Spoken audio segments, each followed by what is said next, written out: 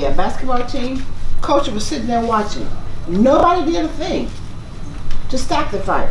Adults stood there and watched that. That's the problem. That's a huge problem. We pay them to do a job that they're not doing. We need to address that issue. We just hired a new security company. Where was the security team? They weren't doing that job. That's another problem. So if you're there and you pay to do a job, but you ignore it, you're sitting there watching these kids fight with your hands folded, that is an issue. That should not happen. So that's my concern. We're here to address your issues, and they're important to us. Your kids are important to us.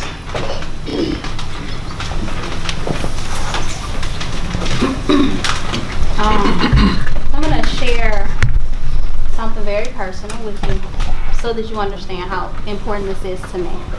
In 2002, my brother, who was 16 at the time, I was 18, just graduated from high school. He was a junior. Can you speak up? Yes.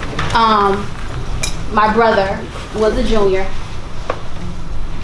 honor roll student, star football player, mentored in the community, worked at the local skating rink.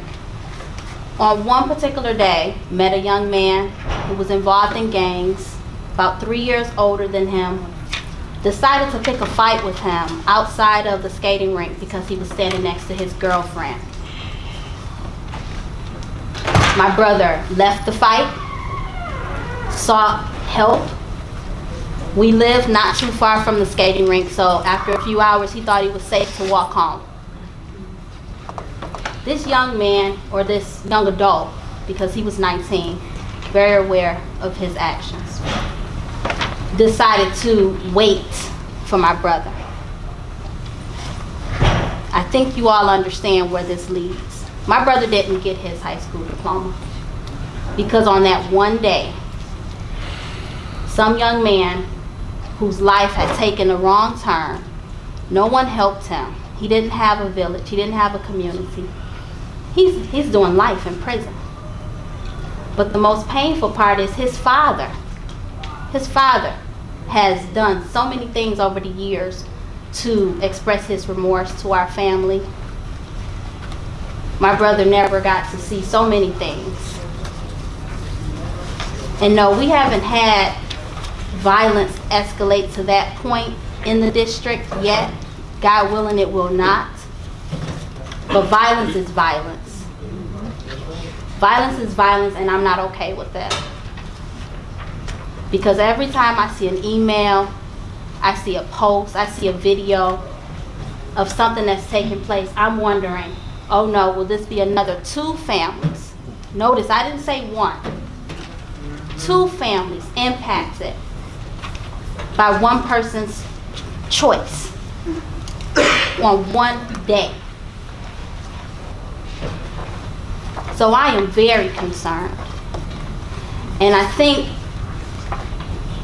as it relates to this situation, and not only this situation, but the district at large, we have a lot of people concerned. We have a lot of different ways that it's being expressed, and that's okay. We're not all the same. But one of the things that concerns me deeply is that our children are watching, and the adults sometimes are behaving in a way that we really have to ask ourselves, what message are we sending to kids? Hurt people hurt people. Somebody's hurting in this district. The kids who need the most love ask for it in the most unfavorable ways. And honestly, I'm starting to realize in my 33 years of life that adults who need the most love are asking for it in the most unloving ways as well. So I'm concerned. I'm concerned, honestly, administration, that when we did the merge, some things were left incomplete. That's just my opinion. And one of the things that I expressed a lot during the time, not under Mr. Lopez's leadership, but under the past superintendent, I expressed the need to bring in some people who have done the merging the right way. I gave some very specific names at that time. I'll give them again. Derek Coleman, the superintendent of Inkster. He's turned that district around as it relates to violence, and has brought in a policy and a culture that embraces restorative practices, healing. Also, there is, goodness, name is escaping me right now, but he was a dean at Eastern Michigan University, Gregory Peoples, there you go. You're nodding your head, you must know his name. They merged Ypsilanti and Willow Run successfully. I have a personal relationship with both of these people. I extended them to our past superintendent, not placing any blame. But what I'm saying is that I recognize, in my opinion, that we left some things undone and that we need to come back to it. Because if we are experiencing now where students are feeling that there's a rivalry between our high schools, there's a culture of the have and the have-not, I'm not okay with that. We're all in this community together. So I'm here to listen. I don't have the answers. I bring my experience, I bring my resources, I bring my listening ear so that we can figure out how to get this done. So in addition, I did provide some handouts. I've said it before, and I'm pretty sure people are tired of hearing me say it, that I'm a teacher. So, you know, I like to share resources at times. And culture, school culture and school climate is something that I've been trained on or have experienced training, and I've brought those resources here. Anyone, I only have printed copies for the board members, but anyone in the audience, if you want it, you can give me your email address. I'll scan it and email it to you. I won't get you a printed copy because it's a lot of paper, but I'll scan it and email it to you and make sure you get it, because a key point, and I'm going to highlight this article here, is how to change school climate and improve school culture. And this chart here really talks about the importance of relationships. Thank you, Mr. Lopez. You say it all the time. Values, attitudes, beliefs, and communication. What are we saying? What are we saying to each other? What are we saying on social media? What we do and what we say. That speaks volumes to how we feel and the culture that we create. So thank you. If you want these documents, give me your email and I will make sure I scan and email them to you. And board members, I have them for you. I'll pass them around. Thank you. I wanted to take an opportunity to share some feedback that I've received over the last few days from fellow alumni of this institution. SA&T is a good school. The academic offerings and available technology are unparalleled. 750 students participate in athletics across dozens of athletic offerings. Things haven't been the same since June of '99. Things were going on, and I'm paraphrasing when I say things, they were more like expletives. But things are going on when we were in school. We didn't have camera phones, and we weren't supposed to have pagers either. Don't believe everything and the way those news folks twist it. Some of those fights weren't even this year. Way more positive going on than negative. There are not any more fights, nor is it any more of the chain than in the, nor is it any more off the chain than in the past 20 years. The difference is social media. The students all have cell phones and they all pull them out. My office is upstairs O House. Please see, and I'm gonna leave the name out, posts chronicling all that's right with the school. Please don't believe the hype. You know the news always wants to blow up the 5% acting foolish. And I will omit the rest of that. And last one I wanted to make sure to share was, we used to fight every week in '98. I'm sure they aren't that bad. I'll leave the teacher's name out. How did you always know what we did over the weekend? And so I just wanted to share that with my board members because it paints a picture that I say it all the time. Unless you're speaking to all 76,000 residents in the city of Southfield and the residents in the city of Lathrop Village, we can't assume to know just the sentiment growing in the community. Mr. Joyce was accurate in the sense that he reached out and found board members who felt like this meeting was necessary, and I want the record to indicate, and Ms. Christian will back me up 100%, that we had a special meeting set up on Tuesday for this very conversation, because it felt like if we tried to open the building while school was out, we would have, issues with our vendors.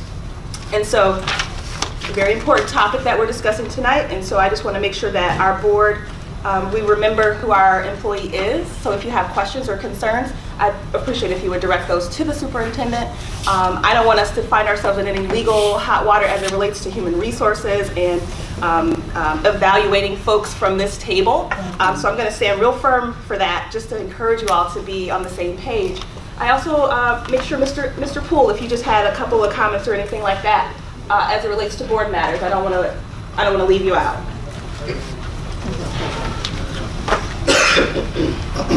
Mr. Poole? Thanks, Board President. I know with everything that's going on here, can you hear me? Yes.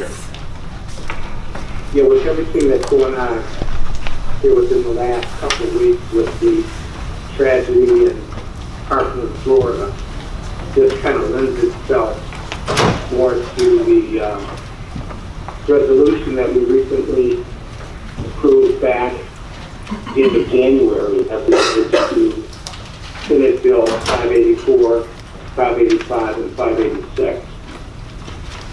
And if you remember, we took that vote twice just so that we could demonstrate to the legislature and the governor that the Southfield Board of Education was unanimous in our resolution against those Senate bills. We will take that message, or I will take that message forward for the board to Lansing tomorrow to let the Michigan Association of School Board members know that we are one of the 40+ school boards here in the state that are against that type of legislation. It will hurt our students. It will further hurt our teachers, our administrators, and put us all at a big disadvantage on something that will be mandated and probably unfunded. I say that to say this. We've been here before. I remember December 14th, 2012.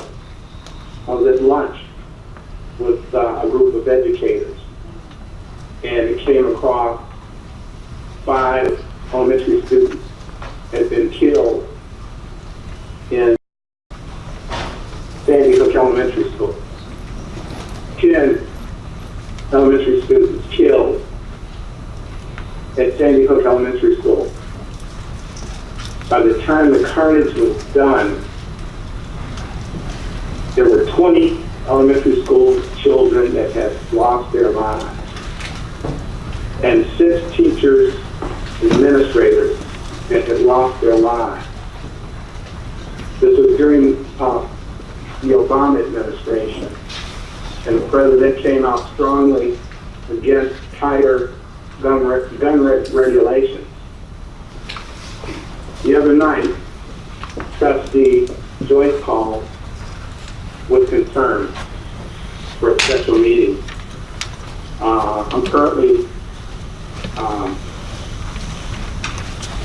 not able to attend in person, but I made it a point to at least be party to the conversation, this serious conversation by conference call.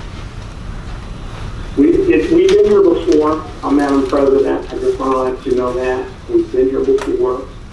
I called Superintendent Dr. Lopez. I shared with him my concerns, but I also gave him some solutions.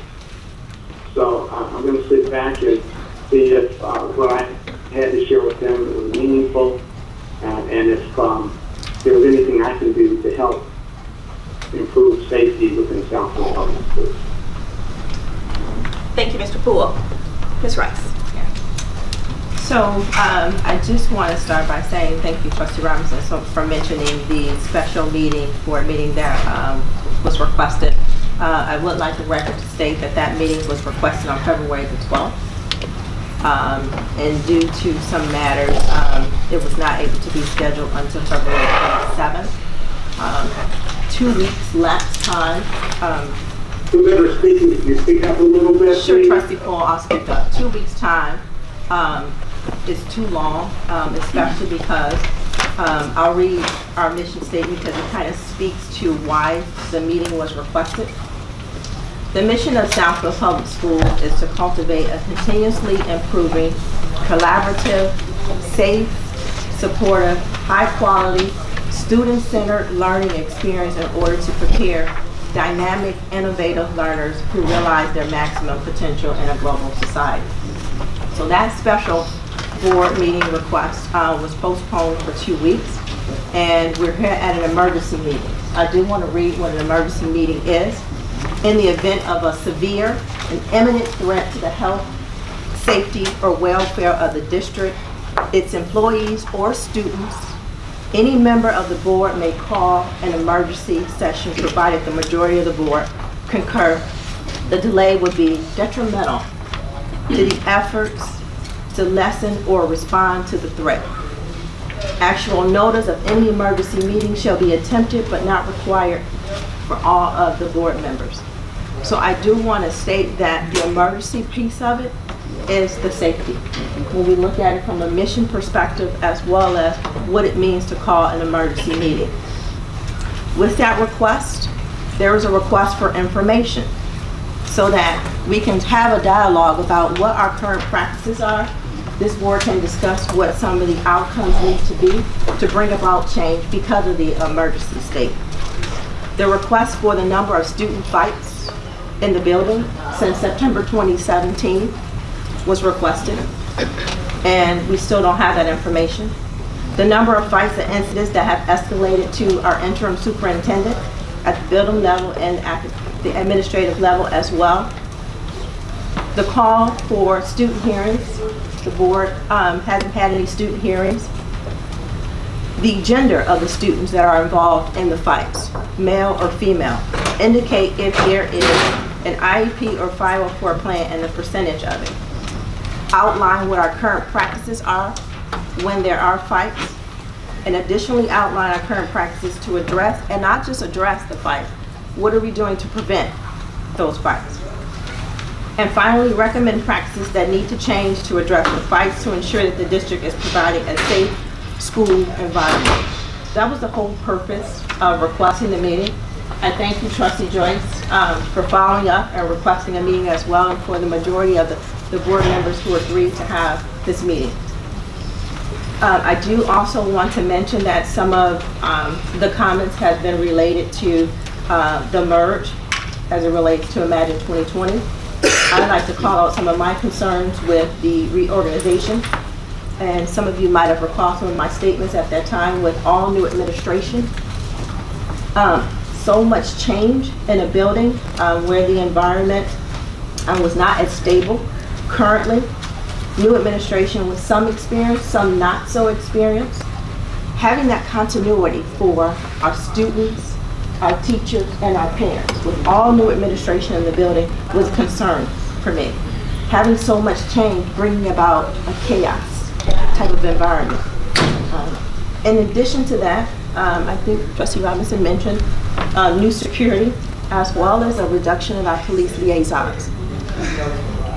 I myself was not in favor and voting for that. I highly am concerned about those things when it comes to the reorganization that we have done and it has impacted Southfield High School. I would like to, I'll stop here. I would like to definitely get into the conversation around, I do want to have the data. So I was hoping that the interim superintendent report would include that information. I don't see it on the agenda. Maybe we can speak to it, because I would like to have that data so that we're not talking about what has happened in the past or past administration. We need to talk about the data now. How many fights have we had? What have they consisted of? How many have escalated? How did that matriculate to suspensions? How many EMS calls have been had? How many times the police liaison has had to intervene? That helps us to have the rich dialogue that we need to have to bring about what practices do we need to put in place. Do we need to increase that police liaison back? Yes. I would love to have So that. the fallacy is that he's gone, and it's not true. But we'll go there in a second. I'm just talking about the numbers. Right, no. And I know, Sure. Trust me, I know what I know. Yeah, so the policy is that it's gone, it's not gone. But I said that to say, I want everyone to understand some of the concerns that I've had for some time, and it's all coming back to, yes, manifesting in the current state that we're in now. So again, I thank my board members for bringing this meeting, and I'd love to get into the dialogue. Mr. Hicks, did you have anything for board matters? Well, Trustee Rice presented many of the same concerns that I have related to the root causes to where we are. I'm more focused on how we're going to take those root causes to make proactive change to minimize going forward. So I'm interested in hearing what the administration's perspectives are related to immediate change that will be implemented, and for the board to discuss any additional policy changes that we may need to apply to align with whatever changes you're making. All right, that takes us right into item number 3 on the agenda. I'm going to start, with Mr. Roger Goolsby. I think we have a podium tonight.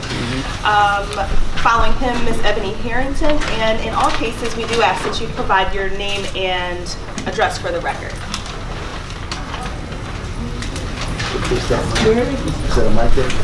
Good evening, board members, staff, faculty members, and those in attendance here. I'm Roger Goolsby Sr. and president of the Southfield Community Coalition. I'm a 33-year resident of this community. I have 2 children who graduated through the Southfield Public Schools. I see a lot of familiar faces here over the 33 years I've been involved with city government and the educational process.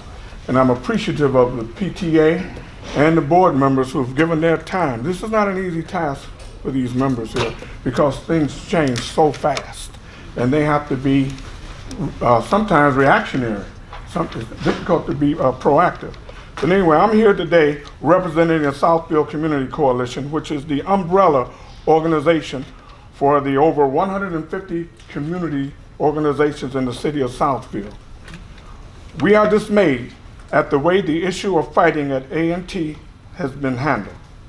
Viewing the video on Channel 7 News was disheartening to the residents of this community. It is our understanding that this video was submitted by the A&T PTA leadership. For someone to go to the news media without first reaching out to enlist the resources to help handle this issue is irresponsible. Not only did it cast a negative perception on the Southfield Public Schools and the employees, but the city in general. Hundreds of city and school volunteers work effortlessly to make this a great environment to raise families. Attracting and retaining businesses and residents to our community is a top priority of city government. Our property values are affected by the school system, and the opposite is also true. No one condones fighting at any level, no one. But it happens. When you have a community of 1,700 students in a building, it's going to happen. It's happening in all of the districts. But it has to be dealt with. The problem must be addressed, but the court of public opinion is not the remedy. It lies with all of us, and not through social media or television news. When taking on leadership roles of any sort, one must promote and support the entity that they have been entrusted to. So I guess what I'm saying is, speaking to any one of us as in leadership roles, we got to support these things, especially when it concerns our community. PTA organizations are part of the educational system and must work with all of the community. Board members, superintendent, you can call on the Southfield Community Coalition to assist you, whether it's through communication. We have a fire drill? Anyway, through communication. Thank you, Southfield Community Coalition.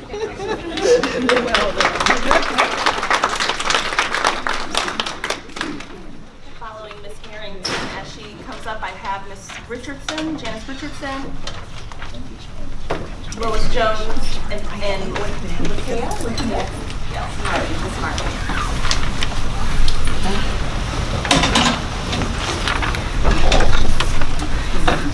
Okay. I'm Ebony, and I have my son graduated last year. I was in here last year. I'm sorry? The address. Oh, I live on Glenmore Street. You need a full address? Oh, 21250 Glenmore, 48076. I was in here last year because I was the one who had the issue with my son at the senior penny, and I'm back again. One thing I have a daughter my son graduated last year. My daughter is coming from the 8th grade. And honestly, I'm on the fence of where she's gonna go. And it's not because of me, it's more so because of her and the nightmares that she's hearing about going into the school. The things that my son has told her, it's not so much the boys, but the girls. He like, the girls, she can't go there. This is my little sister. You know, she can't go there. I am a realtor. My father owns the real estate brokerage that I work for. It's in Southfield. I went to Bernie and I went to Lathrop. So I am a Southfield girl, and I really want my daughter to be able to do what my son did. Go to Southfield High, you know, graduate from Southfield High, but not at the expense of her being scared. I had 2 people call me this week about listing their home to go lease another home in another district, okay? So that their kids do not have to, because schooling is an issue. Not even Southfield High, but the other school, some of the other schools. And it's a problem. Last year, one of the things I did want to talk about is the parent participation. Last year, I was the football mom for my son's football team, and we had a lot of unity amongst the team, the moms. I mean, it was every Thursday we sat down, one of the coaches is here, we sat down like a family, and we ate every week before the Friday game. And to me, it really brought the unity back in. Me and some of the moms, we still communicate, and maybe that's what the school needs, is some more parent participation and make it fun. I don't want to go to a meeting where somebody's just talking at me for 2 hours. No, I want it to be fun so we can socialize and we can, you know, get to know each other. And that's where it starts. The minute we had an issue as moms, one mom would text another mom, and we would all communicate within a matter of seconds. We still today, and all the personalists have graduated and are in college, we still have a chat room where we communicate all the time. So maybe bringing back letting the parents have more of a role in the schools, or, you know, maybe that can help. So that's all. Ms. Aaron, did you put your email address on your phone? I did not. But it is ebony@ebonyharrington.com, and that's Ebony with an I. ebonyharrington.com. So I just think bringing, you know, some more parent participation, allowing the parents to come into the school, even if we, you know, had lunch in the school, you know, here and there, maybe that'll help. But that's it.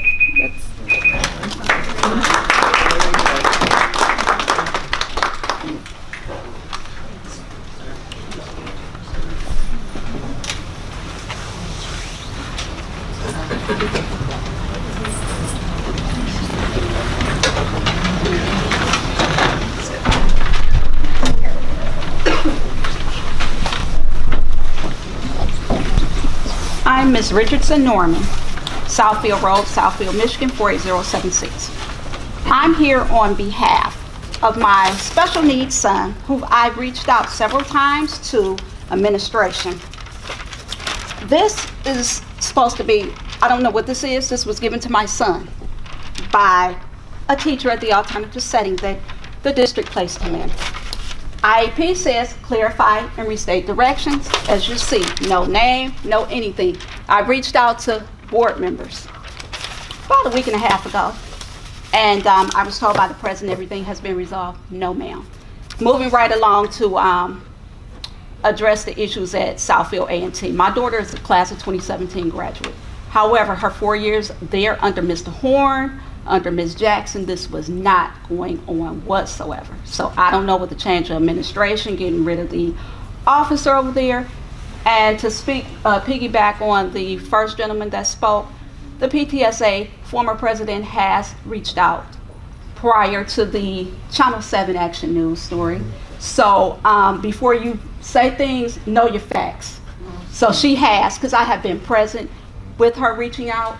So I've reached out to all of these people, except maybe the exception of Mr. Hicks, because his email does not go through. But however, issues are not being addressed. That's a serious problem when we're a taxpayer. I'm a taxpayer. Not only am I a taxpayer, I'm a resident of Southfield. I have a child, a special needs child, whom I'm being retaliated against because I put these pictures on social media. Recall these pictures, you all? My son, this happened in April 2017 at Bernie on school property. So this is not the first issue. Just because it happened at A&T, it's going on at probably all the schools. So all of that looking, that makes me no difference. Yes, I'm talking to you. Are you all set, Ms. Richardson? No, I'm not all set because I still have a minute. Okay. Let's finish your statement, please, because we're definitely going to maintain decorum. We are decorum, but when I reach out to board members, I have stacks of email. Actually, I have a stack of a folder with evidence to how you all have violated everything. Consider a mediation agreement with the district that was violated.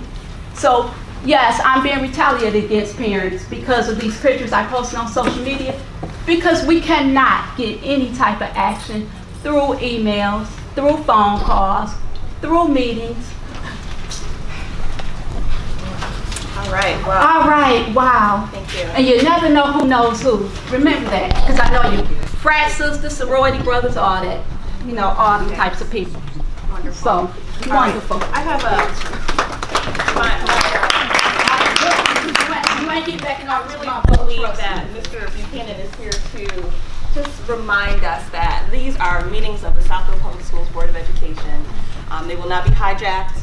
And they're not we are very hijacked, much they're facts and information. interested in hearing Get it truth together. but I will not let things go into the atmosphere that are incorrect. Get it together when I got. So I just want to make sure that privacy policies, HIPAA, Come on now. all of those kind of things are respected. So I'm not going to entertain any of that, but this district will maintain following its processes, no matter what it sounds like. Ms. Richardson. And Ms. Jones. Ms. Richardson, could you please? Thank you.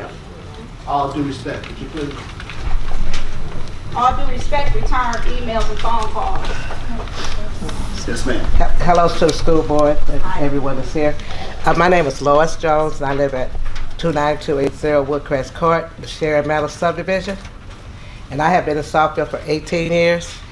And in that 18 years that I've been here, the school system, we never had this type of problem. You know, in 18 years that I've been here, my son just graduated in the 2017 class. And I think when they merged over here, it was a little problem because of the sports. You know, I think it was a little animosity with Southfield, Lathrop coming to Southfield, and that kind of caused a little arguments. You know what I'm saying?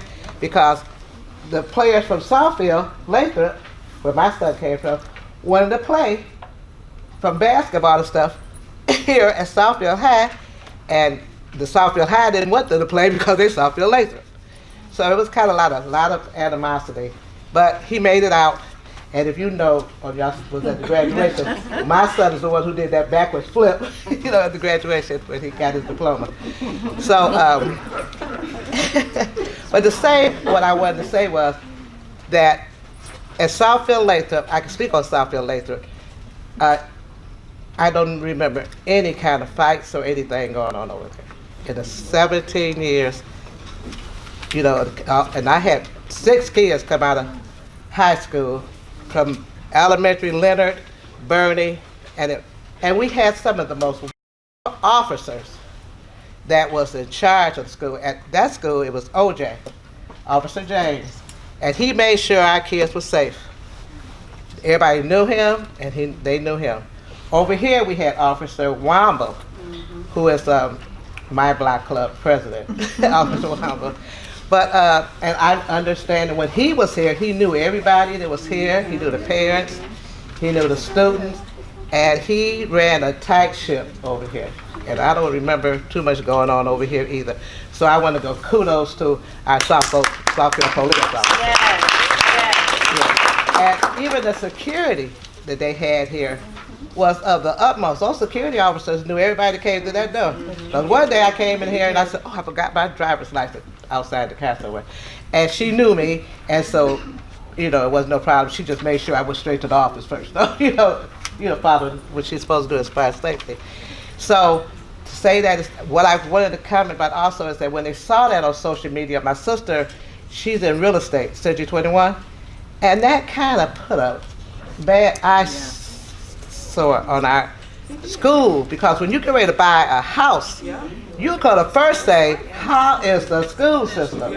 And if you see something like that, you're going to go Farmington, Bloomfield, somewhere other than here. So I just want to say, let's get it together, guys.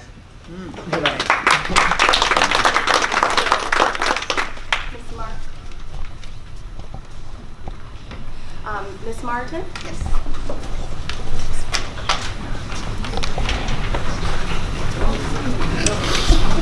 My name is Lakia Martin. Address is 21754 Fraser and 48075.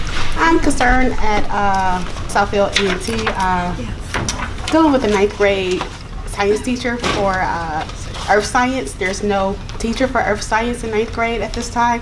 Dr. Allen, she went out on medical, and so we have a sub in the classroom, and the science chair person is like feeding the students work through the Chromebooks. So it's almost like it's an online course. I sat in the classroom and I noticed that no real instruction is going forth. It's almost as if the sub is just kind of trying to monitor the students doing the work on the Chromebook, but no real instruction, just from like it's an online course. Kids are teaching themselves. And then also dealing with communication. That's very, very big. And when a principal at high school tell a parent, oh, I don't have to let you in the classroom. You know, what type of environment is that setting? What type of relationship is being built or torn down in that particular moment? What type of emotion does that parent feel walking away when the principal says, oh, I don't have to let you in the classroom? That's very, that just destroys the whole village in that statement. And that's it.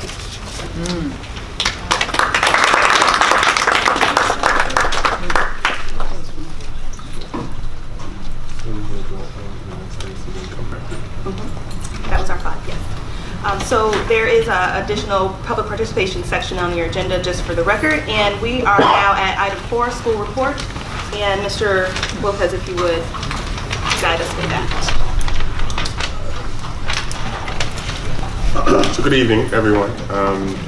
So I invited Chief Hawkins to come and talk from a historical perspective about what's happened in our partnership with Southfield PD, and I don't want to hold him any longer, and so I wanted to have him speak about what our partnership and what we're doing right now.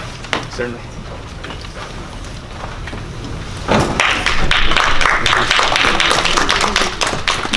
And thank you, Dr. Lopez, and good evening to everybody from the community. Good evening, Honorable Board. Good evening, Cabinet, and members of our community. It's a pleasure to be here. I always enjoy coming and addressing the board of the finest public school system that we have in the state of Michigan. And I thank the board and I thank Dr. Lopez for giving me an opportunity to speak very briefly, because there really is not a whole lot to talk about as it pertains to crime in our school system. So this is going to be a brief report, but I appreciate the opportunity to give the police perspective on what's been happening in our school system. And so, but first, I want to thank Dr. Lopez for continuing this tradition that we have in our school system, whereby we have this relationship, this strong relationship between the school system and the police department. I've had it with his predecessors, I have it with him. And it makes for a safer community, it makes for a safer city. Makes for a safer school environment. And Dr. Lopez and I, we're literally a phone call away. We've been in contact periodically from the start of the school year, and even more so over these last 10 days or so, because of some of the very disturbing images and things that we've been seeing. And so I want to start off, though, by letting our residents know that our city and our school system remain safe places.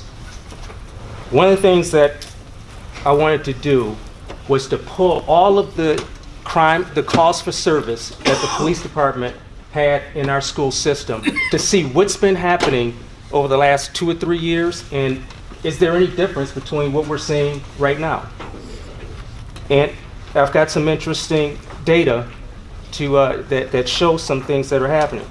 But first, since we have residents here, I just want to let you know that our city itself remains one of the safest communities, the safest inner ring suburbs that we have in this region.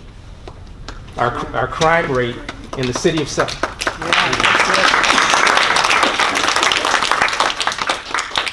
Our crime rate in the city of Southfield has dropped almost 80% over the last 10 years. If you were to look, there are 20 communities that border Detroit. And 10 years ago or so our violent crime rate was the second or third highest in the region among the inner ring suburbs.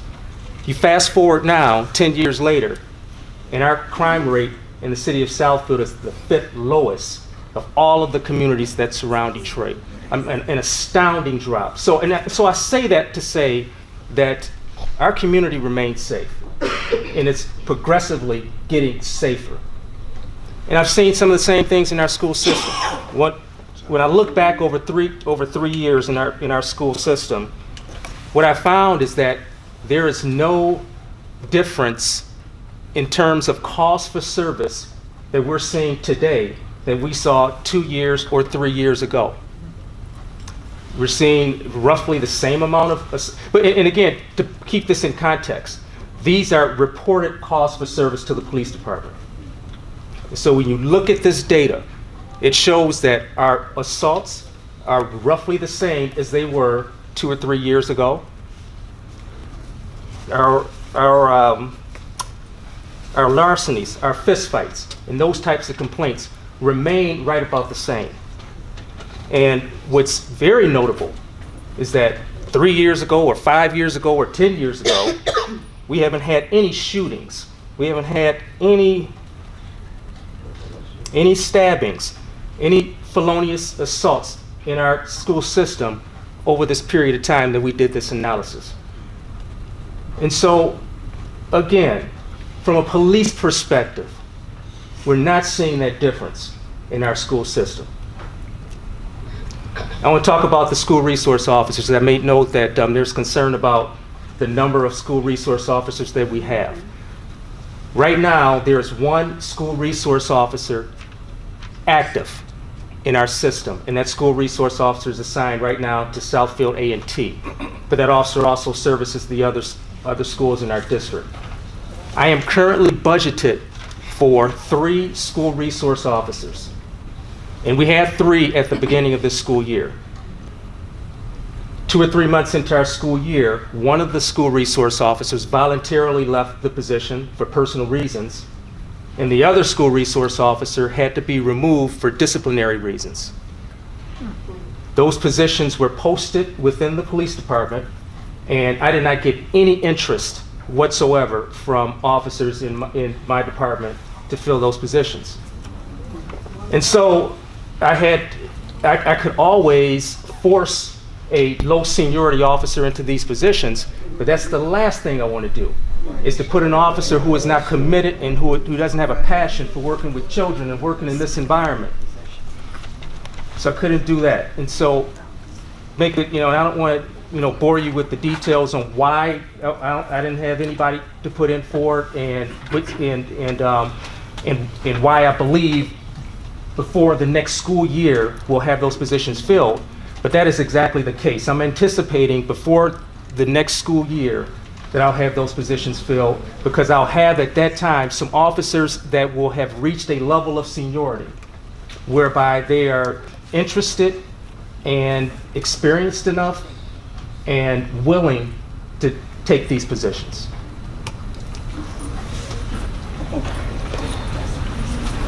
But in the meantime, what I've done is I've redirected some of our patrol patterns with our regular patrol officers so that we maintain a police presence around all of our schools.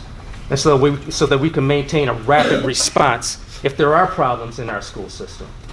So that is something that we're doing right now. And I also want to add that the one school resource officer that we have right now, the one that's assigned to Southfield A&T, is one of the most experienced school resource officers that we've ever had in our department. This officer has been a school resource officer for 20 years, one of the most respected that we have.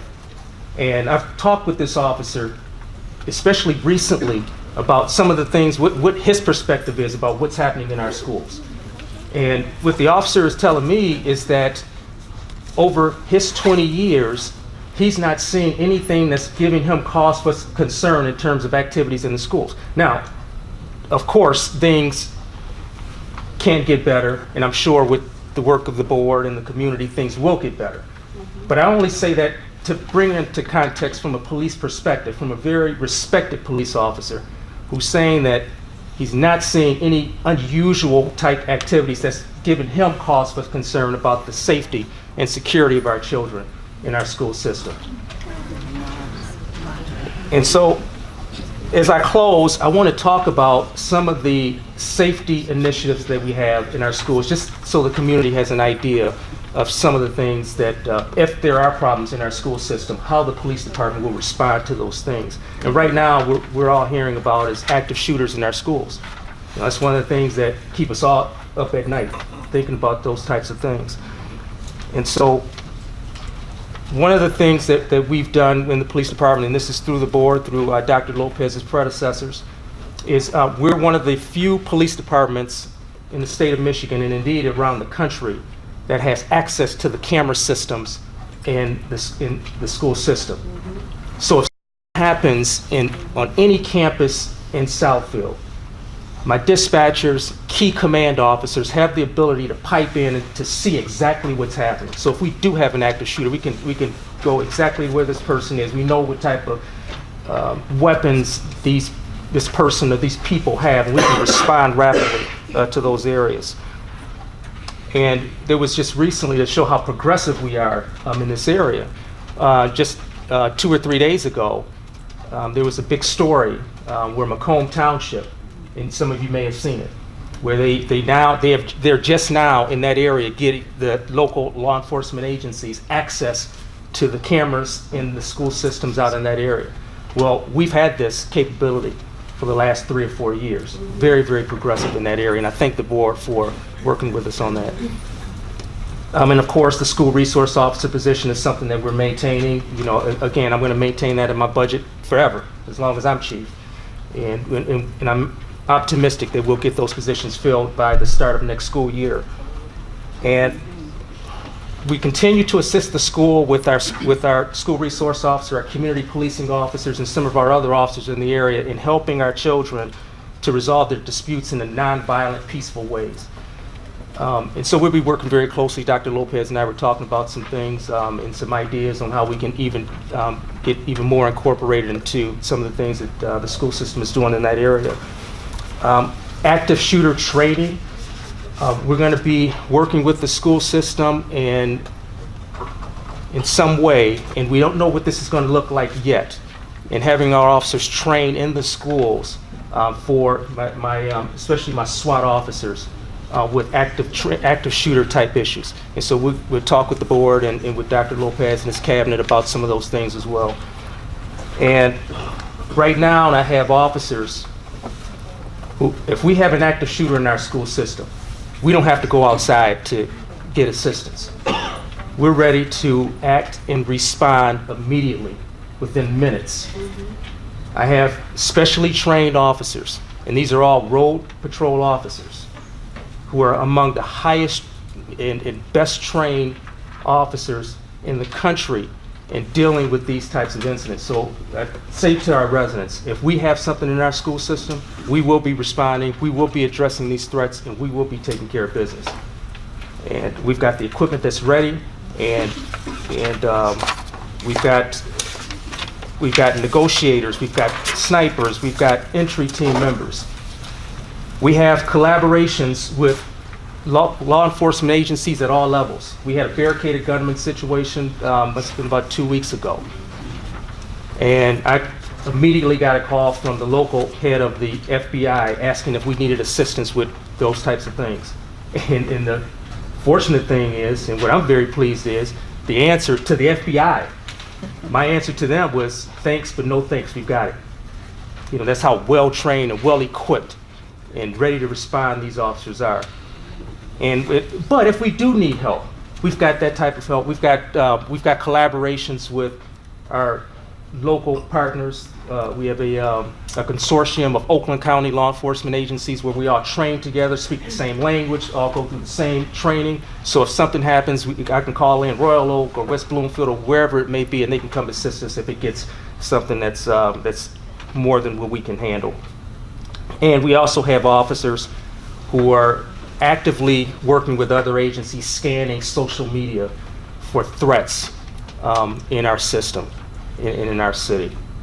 So in conclusion, you know, the takeaway, I guess, to our community is that, in my professional opinion, our city and our school system, from a crime perspective, are safe. We remain safe. We're progressively getting safer, and we will continue to get safer. And I'll be available for the board or for anybody else if there's questions about anything police related. Chief Hawkins, before you take questions, one of the things we talked about at the community forum the other night in Clayton Village was the fact that oftentimes when you're doing traffic stops, we're not handling conflict well with our kids, and that's a result of a lot of the acrimony that's going on. Could you talk a little bit about that? Because our kids and the traffic stops and how they're getting themselves into deeper trouble when they're addressing police and when addressing one another. All right, thank you for bringing that up. And it came up in the context of what should anybody do if they're stopped by the police? There's a lot of tension out there. There's a lot of fear when it comes to traffic stops with police officers. And I get people all the time that come up to me and tell me that they are in absolute fear when they get stopped by police officers, and what should they do? And first, before I get into what our motorists should do, let me tell you what I'm doing with my officers to ease this tension. Number one, my officers need to understand, and they are understanding, and they're being trained that these stops, these traffic stops, are inherently tense. You know, you have motorists who are in fear, you have officers who are a little tense, and so you have this environment that's already inherently tense. So my officers are being taught and trained to diffuse this tension right away through communication skills, to making sure that they're treating people with respect and with dignity. So that's where we're going with that piece of it. But when you are stopped, and I expressed this during the event that Dr. Lopez was talking about, even for me, it's a little tense when I get stopped. My department issued vehicle has tinted windows because I keep equipment that needs to be hidden and things like that. And I go to a lot of places and I want people walking by and things like that. And so I get stopped periodically for tinted windows. And I tell you, every time, and I'm a police chief, and when I get stopped, I see those red and blue lights behind me, I tense up. You know, and so and what I do, I roll my windows down, I keep my hands on the steering wheel, I turn if it's night, turn the dome light on so that the officer can see, and have your information readily available. So that, because we all know what the officer's going to say, right? Yeah. License, insurance, and registration, right? So have those things readily available so when the officer approaches, you don't have to reach into your glove box. You don't have to reach underneath your seat. We just had one recently where it got real tense because a motorist insisted on going underneath his seat to get his driver's license and insurance, and there was some back and forth with the officer that and it turned out okay, but that could have been one that could have gone sideways.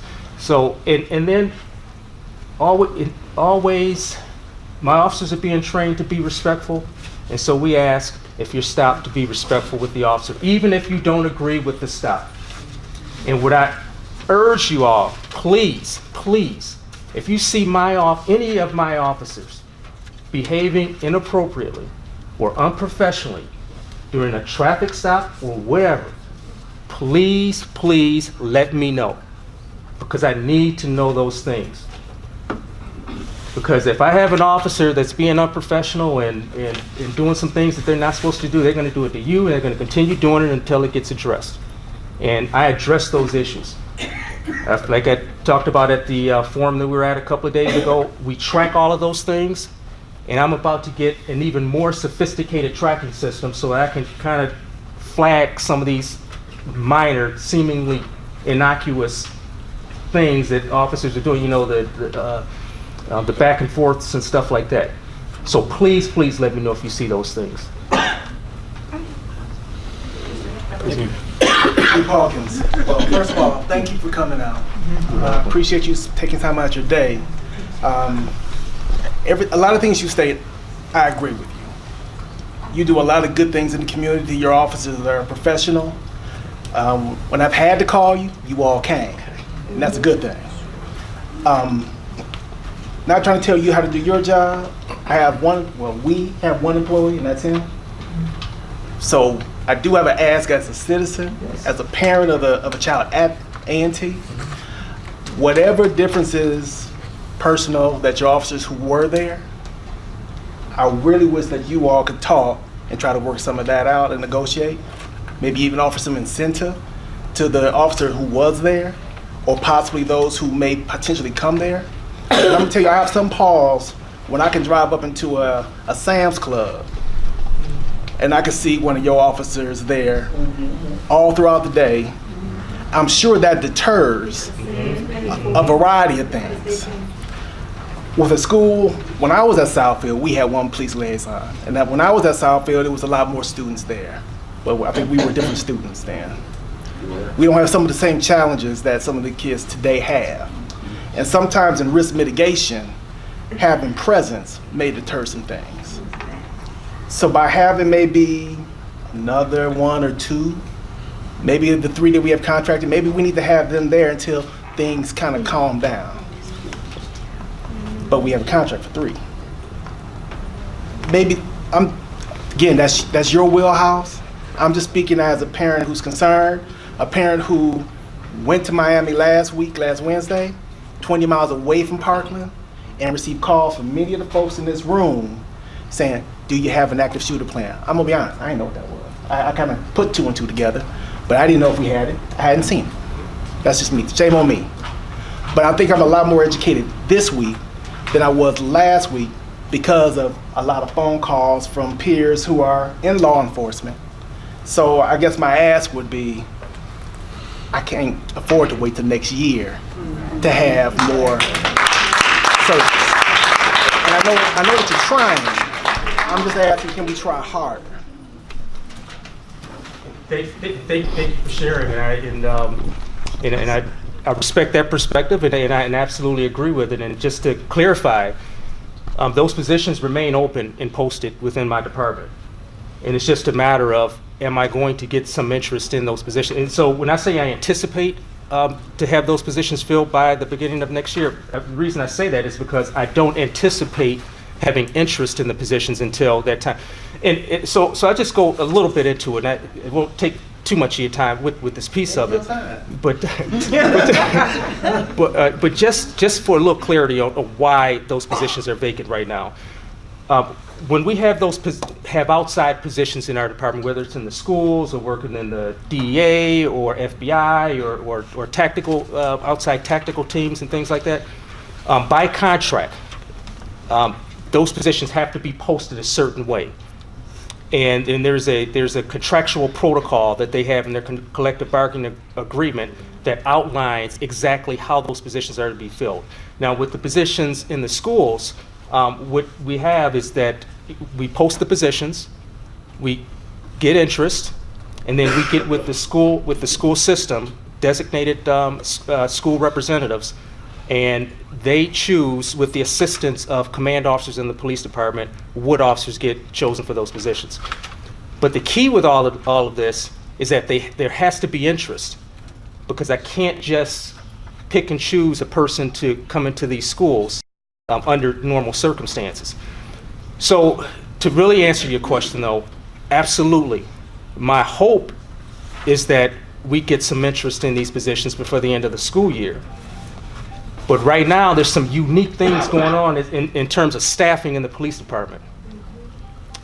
And whereas we have, right now, my my staffing is comprised of a whole bunch of low seniority officers and a lot of high seniority officers. And I don't have that middle ground of officers that have usually three to 6 or 7 years on the department. Those officers are the ones who typically take outside assignments like this and other assignments. We got there because when we had our recession in 2008, as you all know, the city, and I'm sure the school district had the same problem, there was a reduction in staffing where in the police department, we didn't hire for about 4 or 5 years. And we just now started to hire again as the economy has started to improve. And so over the last couple of years, I've gotten a chance to really hire a new crop of officers, more officers. Those officers that I hired 2 or 3 years ago will be seasoned and they will be ripe somewhere around the end of this year. And so I anticipate among that group of officers who are now moving into that area that I will get a lot of interest for these positions. Right now, I just don't have them. They're there, but they're not ready yet. Thank you. You're welcome. Do those officers have to go through a special training to work in the school? Yes, they usually, in fact, all of them. There's a training at Central Michigan. It's a school liaison training institute. It's a 2 or 3 year program. Back when I was, and by the way, I was a school resource officer when Ms. Charles talked about that 1998 and some of when the teachers who talked about some of the things going on in 1998. I was that school resource officer at Southfield High during that period of time, so I know some of the stuff that was going on in the schools back then. But back when I was a school resource officer, it was a 2 year program that we went to at Central Michigan. I think now it's a 3 year program, so they get that. And there's other community-related schools and trainings they go to, and other trainings that sharpen their skills, their interpersonal skills in dealing with youth. Okay, so when you hire new cadets, why can't you place them in that training program specifically for the school so you have them ready and educated to handle the school? We could, but with the new officers, I guess I've got to prioritize the types of training that these officers get. Because if I got a brand new officer, I want that officer trained on how to handle their weapons, how to handle these cars. I mean, these pursuits just drive me bananas. And some of the other things that are risk management type, immediate risk management concerns. But we do offer that training. Once these officers get that preliminary training after the first couple of years, there's an opportunity for those officers to voluntarily go to those types of training schools if that's where their interests are. Is there a contact that residents could have? I mean, of course, we know 796-EYES, and we know 796-8500 or 8051. I have them all saved in my phone, not emergency numbers. But yeah, are there ways for them to reach out to you? Because I'm sure they have some thoughts and considerations, but we wouldn't be able to entertain them in this style, in this space. Is there ways for them to reach out, perhaps? Yes, certainly. You know, my office number is 248-796-5300. Email address is ehawkins@cityofsouthfield.com. And at any time, if anybody wants to discuss any concerns that we have in our city, I'm more than willing to discuss those things. Chief Gerald. No, I'm asking a question. Right. But that, again, would be a violation of we just do a green card, and that's kind of how it goes. Well, I have a green card. Nobody asked me for it. So do you want it? And it'll be, as noted on the agenda there, we're going to just continue, though, with, I think you were all set, Mr. Oh, you had a question? Oh, yes. So Chief Hawkins, I too want to thank you for bringing forth the data because it's good to know that the number of incidents when you call to report to the police are the same. Doesn't mean that our number of fights haven't risen, but I appreciate that information because it helps put some things into perspective for me. two things I wanted to talk about. When you came to us last, you kind of talked about social media. Some of our fights have been related to social media, with the students saying different things on it, and they get to school and it just escalates, and then we have these fights in the school. Before I continue, I do want to thank Trustee Hicks for expressing his concern about reducing from 3 officers down to 1. I share the same sentiment, and I also have the same concern about waiting until the next school year, but I've heard what your response is. So when it relates to social media, and I don't even know if this is feasible, but if we have the budget, you talk so well about how social media can lead to crimes and things. I would love to see officers have that type of discussion in school assemblies that both the teachers and the students can hear. If we have this budget and it's not being used right now, it can't be used until next year, perhaps some of those funds can be used to have some of these school assemblies, because they need to hear that information. If we don't have a full presence there, having that type of discussion and dialogue, I believe we'll have some type of support that we need. Secondly, Trustee Hicks, you kind of talked about the plan. When Southfield High School A&T had the lockdown, I requested the emergency and crisis plan. I'm going to go in open meeting and request that information once again. I too would like to know what that plan is. How do we respond when we have issues such as that? I also would like maybe for you to respond, Mr. Lopez, how do we even contact the police when there are fights? How do we get them reported? I don't understand that process myself. I know that the numbers are the same, but what constitutes moving from the building level over to the police level? I think we need to have an understanding of that so that we can have that dialogue about the instances that have occurred to try to get to some outcomes, resolutions. Those are my 2 major concerns outside of, I just can't echo enough what Trustee Hicks stated. All right. Thank you for sharing. Thank you, Chief. I know you're very busy, so thank you for being here, and you don't have to stay for the remainder of the meeting. Just one quick thing. Could you just, in a sentence or less, just articulate really quickly about that car that we see at Sam's, that it's not just there by accident? Just highlight that for us real briefly. Yeah, that's a unique partnership that we have with Sam's Club, whereby they pay the total cost for those officers being at that location.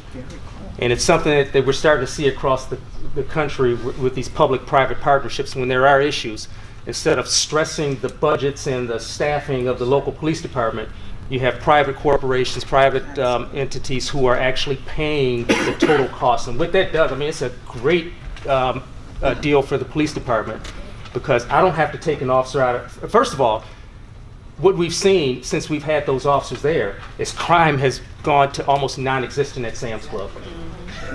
I mean, it's for obvious reasons. I mean, we have an occasional retail fraud and things like that, but in terms of activity at that place, I mean, it's gone almost non-existent. And what it does is it allows me to give a police presence at that place without taking away from the staffing to police our city. And what's great about it is if something happens in our city, even though they're paying 100% of the cost of that officer is allowed to leave the premises and go help any place else if there's a major incident. So really, they're paying for an additional police officer to help us with major incidents. It's a great, great partnership. We're actually looking to expand that partnership to other places in our city. But that's why if you guys go to Sam's Club, that's why you always see a marked car and a uniformed officer at the place. You're getting paid overtime, right? Pardon me? Overtime. Yes. Yeah. All right. Okay, and thank you again.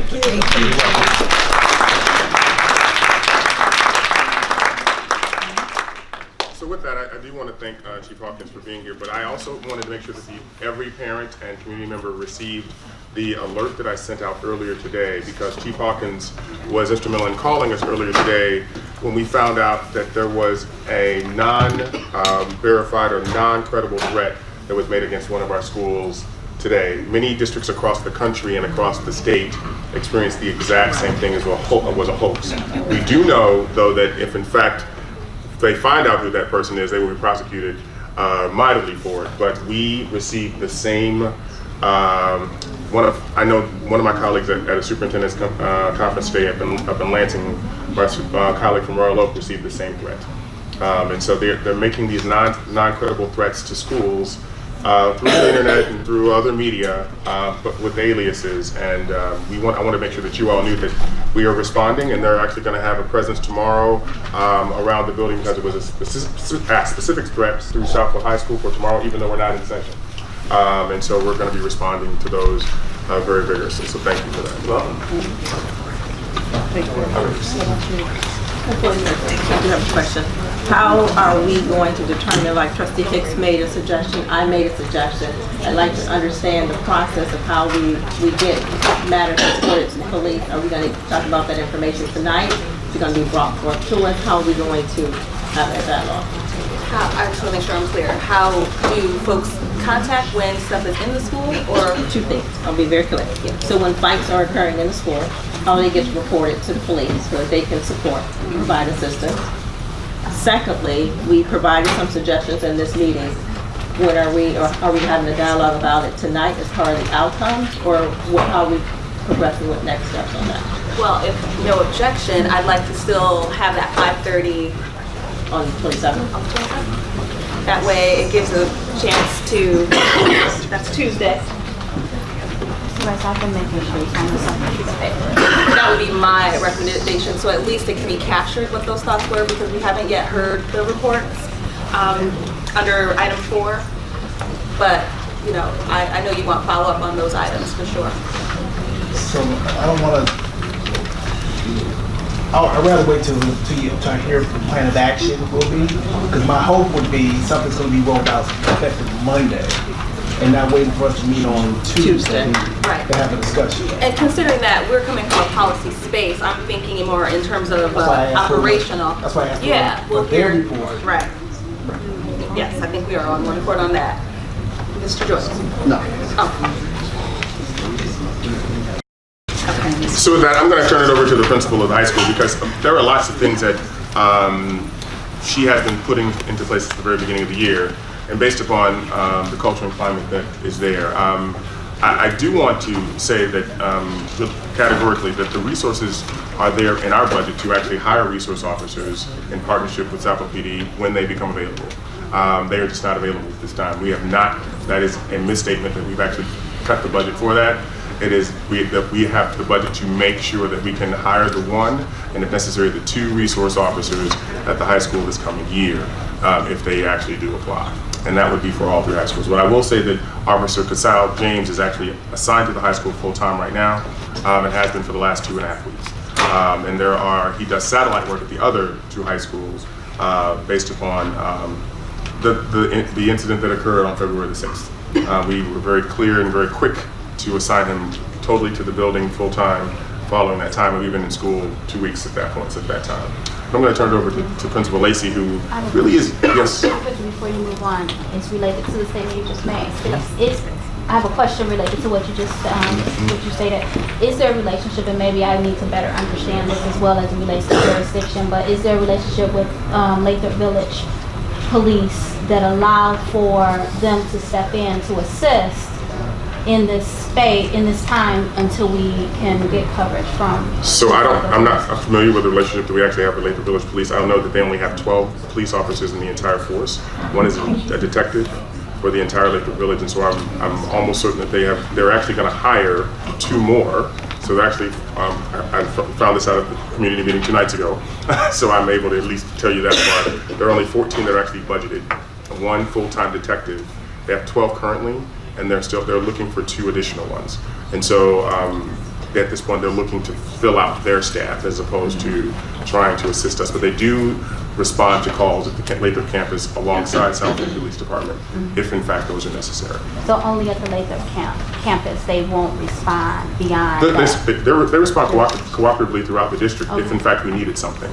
But we haven't had any incidents over the Lathrop campus to require their response, or at the high school for that matter. But I have seen them, and I know others at the board table have said they've seen them at various games with Lathrop, but I do know Southfield does help scaffold that department quite honestly. So yeah, when their resources become better, I would like to see them supporting those buildings in the city of Lathrop. Wonderful. So with that, I'm going to turn it over to Principal Lacey. Thank you.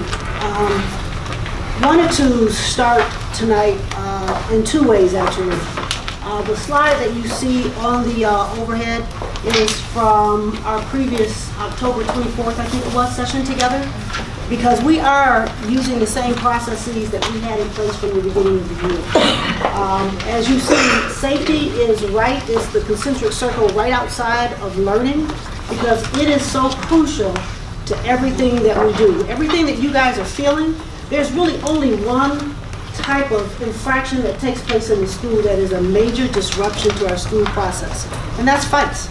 And so there's no fight. One fight is too many fights in our building. But this is something that's much bigger than just the school. If you think about the way the circles are, everything that we are, from administration to society, all the way down through the learning, is about our culture. All of that impacts our safety because it impacts how students think and how they think they can behave and what they think is okay. So from parents, societal issues, from the music that they listen to, you think about Iyanla Vanzant and Oprah and all the hurt that's out there that our people are dealing with. And I thank you, Mrs. Smith, for saying what I always say is hurt people hurt people. We have students in our system. We have homeless students. We have students who are missing a loved one. We have students with recent loss of families. We have students who are hurt, and we have to address them. And I'm going to throw out, I'm kind of getting off my game before I start, but I'm going to get back on my process soon. First of all, I'm happy to see so much of Southfield A&T here. It means a lot to know that this all means a lot to every one of you. But we have to address what's going on with our young people as a community. You know, we talk about the village, you know, but faith without works, we got to put the work in. We got to do it together. So I have a quote from Ron, from what is his name? Robert Runcie from Parkland, because, you know, that's on all of our hearts. Safety is it's a community-wide responsibility. We got to get in this thing together. We need to make some decisions together. This year is very different from last year, which is different from 5 years ago, because if you think about social media, when we were in the Black Lives Matter movement a year or two ago, strongly, kids were just figuring out that they could take that phone out and they could tape anything that's taking place and record it so that their word can be believed. Well, that's what they do now. They take their phones out and they tape. And so I'm just going to be real honest about the lockdown drill. That lockdown drill wouldn't have happened had we had coverage that day. I'm just going to be honest about it. And the reason we went into lockdown is because I didn't want students to take their cell phones out and record police officers on campus with weapons. That is the only reason we went into lockdown. It wasn't because we were afraid of the student. It was because we were not fully staffed. So with that being said, I want you to understand that we all have to work together on this thing. The image of the school is very important. I'm a resident. I own a house. I don't want to lose my property value. This is very, very important to me. It's important to my neighbors, and I know it's important to you, and we have to work together on this thing. So what I've done is I pulled the research. Oops. I didn't do that very well. I pulled the research, and I've given you a copy of that in your packet of the Check and Connect program, which is focused on culture. And it's, I know what you're talking about. It's nothing. I'm sorry. I don't want to waste folks' time. What is the plan? I don't want to hear about all of this hypothetical. It's not hypothetical, and I think there are a couple of things there. So, if you want to talk about what is in place now, but this is actually a systemic problem that goes back years. And one of the things that is actually an unfair conversation to be having is that at the feet of someone who became principal 8 months ago, 5 months ago, the things that have been happening in the district for the last 6 years have not been addressed. And this is the problem. This is the problem. So if you want to be honest about the data that we actually had, Be honest about everything. oh, yeah, absolutely, absolutely. So the honest truth about the thing is this: we have a culture that has been in demise for the last several years at both of our schools, at both Southfield High School and Southfield Lathrop. Those fights were underreported because they were told to be put in a Google Doc that was actually not put into MyStar, so that people did not have the real facts. I was at Southfield Lathrop one day 2 years ago, just before it closed, and there were 4 fights that happened within 5 minutes at the lunch period time. Not a single one of those fights was put into MyStar. We actually put the things into MyStar. We actually put the things into place that we actually show what's happening, because we actually need to know what the warts are before we can actually get the cream. So why weren't we alerted of this last year? Why are we hearing about it right now? Because I didn't become superintendent until July. So Be honest. No, seriously, I didn't become superintendent until July. So the point that I'm trying to make to you is this: what we're trying to do right now is actually be honest about what's actually happening in our buildings, so that we can actually have a solution. So the 5 things that we put into place for Monday are as follows. We actually have this year 5 administrators in the building instead of 4 administrators last year. So we put 5 administrators into the building, put 1 for every grade level, so that there is actually coverage for each grade level at the building. Last year there were 3 assistant principals and 1 principal. It's the first thing we did. The second thing we did is we actually assigned Officer James to the building full-time, and he's a satellite officer for the rest of the space in the district. And so he's actually at the building every day, all day long, dealing with our students and dealing with the issues that are there. And as Chief Hawkins talked about, he is a seasoned officer, and he said to me, when I spoke with him last Friday, he said, "Derek, the building has been quiet throughout the day since that incident that happened on February the 6th. It has been quiet. We've had 2 fights after school, but the building has been quiet throughout the day for the last 2 weeks." And to Trustee Rice's question, how many of those incidents have come to me that are fights from the building? There are 4 individual incidents since last July. 4 incidents that have come to me for superintendent hearings. Those children have not been replaced back into the building because one of them was so violent that 4 children stomped a single child, and I put them in an alternate place. Yeah, my son. An Be alternate. real about it. If you're gonna talk about it, be real. Please, the parents sitting right here. Ms. Richardson, we just can't have it.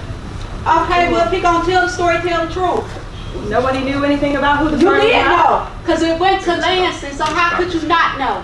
Unless he didn't tell you. Again, you're putting Keep your it real, information keep it out. real. You gonna tell the story, keep it real. I'm a taxpayer, I got a right to say something. I'm Right, paying but your again, salary, all of our salary, so I got a right to say something. If you gonna tell the story, tell it right, because all our exhibits is in this book. Wonderful, but again, this is not the Okay, space but for if you that. gonna tell it right. This is in the space for that. And he is on an IHP, so if you want to tell it right. So the student that was I actually gotta be harmed, careful about nothing. If you gonna tell the story, tell it right. Simple. the I student that don't was want harmed. to disrupt my meeting by having to call a recess, but I will do that so we can, everyone can Don't, do what they gotta okay, do. we all know these are personal issues that you all have with me, so keep it real. Not at all. Keep But it real. again, if we could keep the outbursts to 0, Well, that keep would be it wonderful. real. Keep I it appreciate real. that Keep very it much. real. The Like student I was stated, keep it real. The student who was harmed was a 10th grader, and at Southfield A&T High School, and not at Levy. And so the student who was actually harmed was harmed by 3 9th graders and a 10th grader. I'm sorry, Mr. Lopez, Yeah. we're still talking about the 4 incident. Yes, Okay. that's what we're talking. That's one of the incidents. So the incident that happened, oh my goodness, happened in December. So that's one of the incidents that came. There was another incident that happened in October, where the gentleman after school, after one of our half-day PDs, congregated. That young man who was the ringleader of that group is not back at the high school. Incident number 1, incident number 2. None of them have returned to the high school. None of them have returned to the high school. The incident that was actually the one legitimate, authentic video that was put up by Channel 7, those students were in a mutually agreed upon fray. It was just a violent end to 2 people fighting.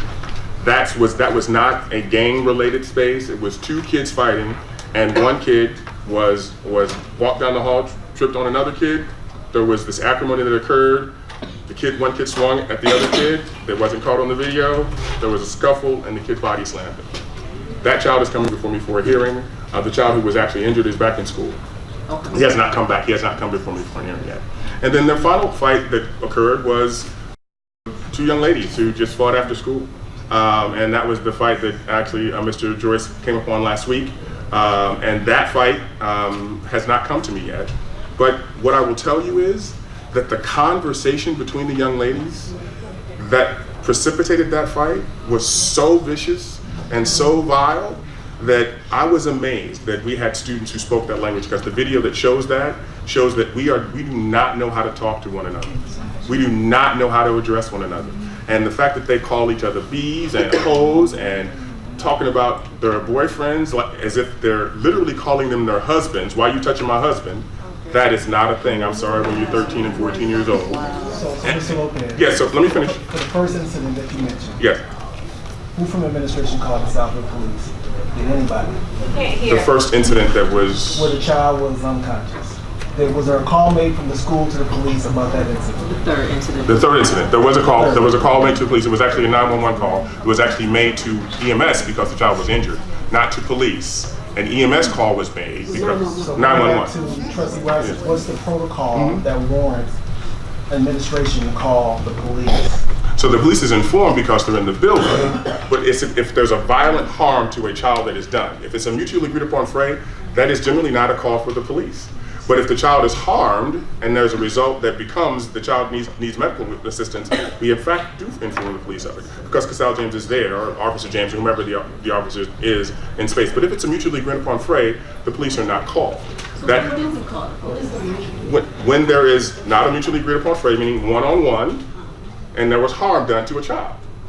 So if there, for example, when there was 4 on 1 child, that necessitated a police call. That necessitated a police call because that was a violent act and it was over the top. But when there are mutually agreed upon frays, when kids fight, because this has been happening perennially, when kids fight, the police are not called. When kids fight, if they respond to, generally, if they respond to adult direction. You don't call the police on every child that is there because we're not trying to create a police state. We're not trying to create a prison pipeline. And so one of the things that I will tell you would make everybody happy that is an adult at Southfield A&T is that if we walk every child out of that fought in handcuffs. That is simply not going to happen. Because I'm not going to put a child in harm's way for having a record because they engaged in a mutually agreed upon fray, which occurred and has occurred perennially. And by the way, let me just be finished, the statement. By the way, everyone around us, all the superintendents with whom I speak in all the districts, including Farmington and West Bloomfield and Berkeley and in all of the spaces, they all have mutually agreed upon frays every day, but they do not criminalize those children.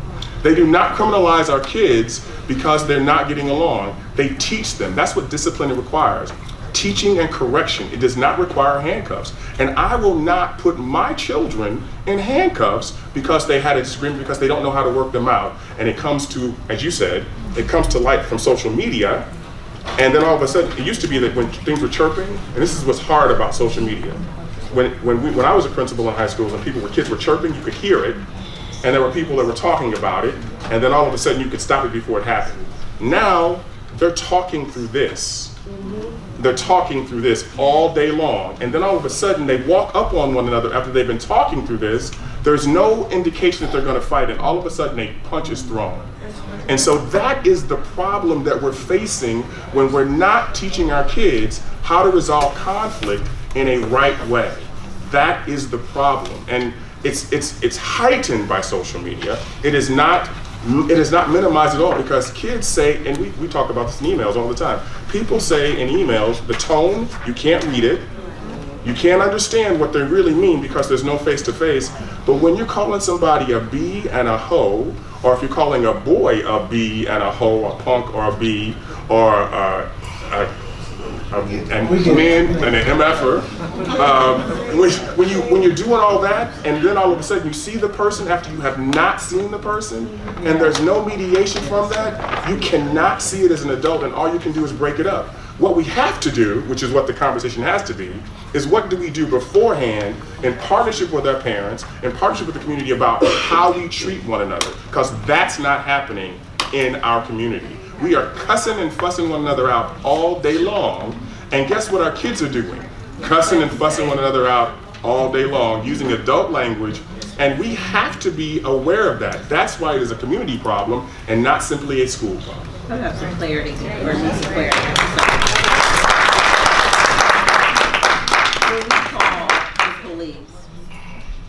When we call the police, that means that that student or whoever's involved, if deemed responsible, will have a police record. There isn't. Possibly. Let me get everything out that I need to. I'd like to know where the incidents where we can contact the police, where they don't end up with a student record. What constitutes that? Secondly, Mr. Lopez, partially, I agree that there needs to be some teaching around social media, which is one of the reasons why I recommended the school assemblies, both for the teachers and the students, because the teachers need to know how to respond to the situations as well, especially if we have, and I don't understand what our policy is or protocol for when we contact the police. If there's a concern about contacting them with the student record, we need to get around that, because if we're contacting them, we're contacting them for support and assistance. That assistance might need to be, we might need you to help diffuse the fight. There may be one administrator that we might need you to be another present as another administrator, or if there's no administrators around, because some of the videos show that there's no administrators around. So I want to understand, because I need some clarity on, I don't want to just push off reporting the incident to the police only because of the student record. I need to know those instances where we can, and let's have that done.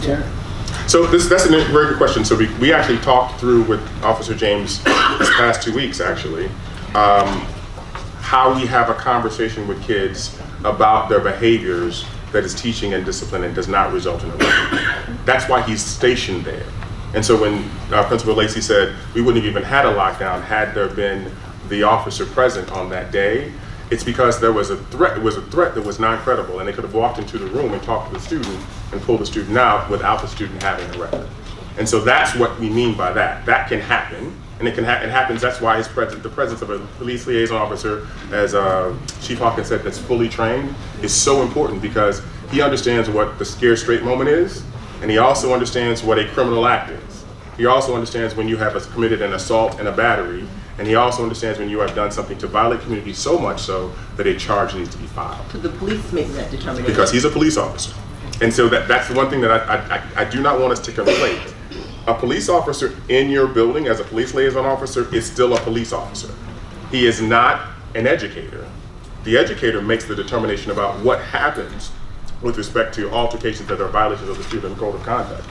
They bring the police officer in, we bring the police officer in consultation with the educator when we believe that a crime has been committed, i.e. there is a serious violent assault, there is a drug on campus, there is a weapon on campus, or something has happened that is a violation not only of the student code of conduct, but is a felony. And so that's when we bring the police officers in for charges. That's when we call the police officers and say, this is a case that we want to bring against this child. That's because our job principally is as educators. That's our goal, is to educate kids, which is to discipline them, to teach and correct them. Our job is not to criminalize them. And the sad thing about it, and what was crazy, the craziest conversation that I had with my grandsons, who both attend Southfield A&T, Joseph said that 2 of his classmates said, why doesn't your papa just put police officers all around the building? And Joseph said, that's crazy. When are you going to regulate yourself? And he said, but if they just put a police officer here, we'll stop doing what we do. That's a pathology that we need to end. Because Carter G. Woodson actually told us that we will find a back door to go through if in fact there wasn't one, if we're diminished in our stature. And we're finding that back door to go through. You don't need, and you should not need, police officers in every hallway with every child, because our kids need to know how to regulate themselves when they go out into the public. What's going to happen? What is going to happen? And so my point though is this, our teachers, however, because kids do what the adults allow them to do.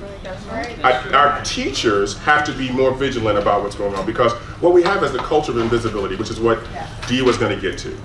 We have a culture of invisibility. When an adult in the classroom or in the hallway walks by a kid and allows that to happen, you dumb motherfucker, and they just walk by, then you've been invisible to the kid and the kid is invisible to you. Because you just let it happen.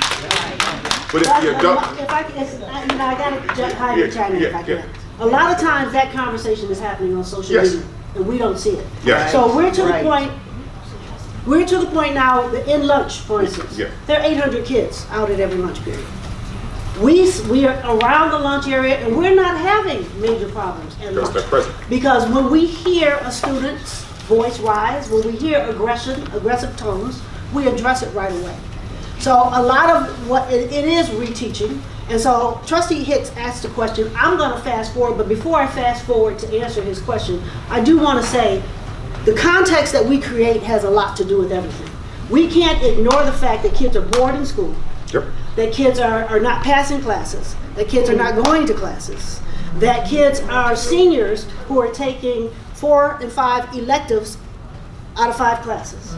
Those things impact their desire to be in class, and those are things we can talk about later, but the entire system is impacting how our students behave, and we need to send a message to our kids that we care enough about them to fix the whole system. And their futures. And their futures, because there's a reason why we're 3% college ready. And I know the kids that I see every day want better than that.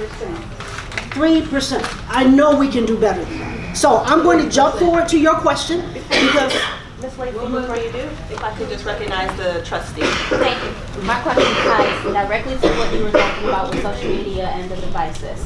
Because we recognize and we know that this is happening, obviously that sounds to me like a violation of our bring your own device policy. If they're spending the majority of their time on social media and not using it for learning, what are we doing to regulate that in terms of acknowledging that you've been abusive with this policy, so now we have to not allow you to participate? How is that being handled? that's a great question. 1,600 kids have 1,600 phones. Some have 2. And so we indeed can manage anything that you want us to manage. The question is, are we willing to pay the cost to manage it? Because if you want us to make sure that students are walking down the hallways and they're not on their cell phones talking to their parents or whoever else they're talking to, right? Because, parents want to know what time are you coming home or whatever. They're talking to the parents, they're talking to each other, they're texting their own Snapchat. Let's be real about it, right? So we have approximately 80 certified staff members. We have 5 administrators, and we have about 8 security officers. 1,600 kids, 1,600 phones. So if we want to increase proportionally the size of our workforce so that we can manage cell phones, we will be able to do that. So the other part of that question is this, which is one of the things that actually Trustee Poole suggested that I do, and I'm actually having Wes to investigate it, is to actually disable Snapchat, disable Instagram, and disable Facebook for our kids, because if we could, and that's going to cost us. It's going to cost us with respect to our internet access. But to disable that means that they will not have the ability to communicate the way that they're communicating, and therefore getting into these things. Because a lot of the things that just being candid, the last fight that came to me from the young ladies, they were Snapchatting during the day. And you can see it in the timestamp that was sent to me. And then it erupted in a fight after school. No offense to West, but I'm IT also. Yeah. There's ways to filter out certain email addresses or web URLs. Right. Right. So there is, and so we're doing that right now. We're looking at that. One of the things that happened last year is we thought about turning off the entire internet system in the guest Wi-Fi, which would disable phones throughout the day, but it would also impact the way that we used our Chromebooks. And so one of the things that we're looking at is that's going to cost a little bit of money, but that will disable some of that stuff because that's how kids communicate. They don't want to be on Facebook. They don't want to be in email. They want to be on that instant stuff that can actually be erased. So all of those things are on this. Okay, I feel like, and I thank you for responding. Partially though, because I guess another question, or I guess a follow-up question to that is, if we know that you've been a violator of this policy, what do we do to make sure? I get it that it's 1,600 kids and that would be really hard, but if on Thursday a fight took place and it was being instigated on social media throughout the day, then and it was 5 kids involved, what are we doing to make sure that those 5 kids are now not able to utilize their devices? We can move in that direction. I will tell you that the first thing we will hear is parents, I need to talk to my child. Because hear me when I say this. As much as we tell parents that there is a front office and that kids can go to the front office, I need to be in direct contact with my child, and so therefore I'm not going to let my child's phone be relinquished. And that is, and so that is the issue that we're facing. And I'm just being candid because when we take phones, you would be amazed at how many parents come to the building and confront you about the phone that you've taken, even though you've taken it for a legitimate reason. And I understand that, I personally experienced that as well. Parents want to come up and bring, and tell you all about yourself and take the child's phone. In my experience, usually if I explain that this phone was taken for this reason, then the aggression turns to their child, not at me. And I'm not saying that that's every single case. I guess I'm just wanting us to consider, be more open in our consideration in how we're handling these cases, because you never know. There may be some parents who are going to side with the administrators and the staff and start, checking their child about their activity, especially when you show them evidence that this is what they were doing throughout the day versus learning. They were sitting in math class starting a fight. This is why they're no longer able. 98% of our parents are just like that. They are. Right. I like to say something. When this board decided 5 or 6 years ago to allow kids to use cell phone in school, we can remove that and tell them they can no longer use cell phones in the school. Because you gave them laptops. That's right. 3 o'clock, you can use your phone because you're out of our building. So we can make that decision, send notification to the parents, tell them, the board has made a decision. You will no longer use cell phone during the day. You're at school to learn, to educate, get an education, not to get on the cell phone. We can do that. We can rescind that. So, Mrs. Robinson, I almost want to hug you, because if that is what we do, then it will cut out about 90% of the issues that we're having during the day. Because it is about that device. And I will tell you that I will tell you that our parents, and I think Ms. Lacey said it correct, that when it's brought to parents' attention that their children are misusing the phones, they are so responsive and so generally very, very responsive. I do not want to, however, and this I would consider that, but I also want to say this. I don't want to punish the whole for the actions of a few. And I do believe that we can teach kids the proper use of social media. I think because if they don't learn that now, if they don't learn that digital footprint, and this is taken on a lot, but if they don't learn the actual use of digital media the right way now, it will actually affect them in their future, because that digital footprint falls into employment and to colleges. Colleges and universities look at what these kids are posting, and they think that their aliases are actually protecting them. So we have them to school at 2:45. Yes, ma'am. They can learn social media after that. Okay, it's just that simple. Now, second comment I have, you've taken student hearing out of the board responsibility. We used to be able to sit and have student hearing, and we knew, this board knew then what was going on in the school, how many fights were going on in the school, because we were responsible for taking those kids, talking to them, finding out why they did what they did, and we had the choice to suspend them or either expel them or whatever. Now we don't do that anymore, because you taking that as your responsibility alone, without the board's permission. So we didn't vote on that. We weren't even told about it until I found out from the mayor. What's going on with the student hearing? Well, I don't know. I had to find out the back door that we were no longer doing student hearing as a board. We used to have student hearing twice a month. So we knew what was going on. We knew about the fights in the schools. But now that we're not doing that, we don't know. The board doesn't know about the fights until we get them an email. And I've been getting a lot, social media. They're sending me videos every other day. And it's ridiculous. But if we get back to doing what we were responsible for doing, talking to these kids, letting them know it's not okay to do what they're doing, then we can scare them straight. We had a child last year who we did not suspend, but she was part of a gang that jumped on 3 girls based on her friends. Her friend encouraged her to do that, but we gave her a second chance. She met me 6 months later in Corvus and thanked me for giving her a second chance, because she followed her friends. her friends encouraged her to jump on a girl that she didn't even know. She says, Miss Robinson, thank you for giving me a chance. She said, because I was stupid. I was doing what my friend encouraged me to do. She said, but I would never do that again. Because just like you said, that child that I fought, I'm going to need that child somewhere down the road. And that resonated with her. So we need to get back to our responsibility, taking care of student hearings. So student hearings actually, so actually, that was, the policy talks about the fact that the students themselves, the principals themselves actually have up to 10-day suspension. Then it's to go to the superintendent for a hearing, and then it's to go to the board if they're for expulsion, if in fact necessary.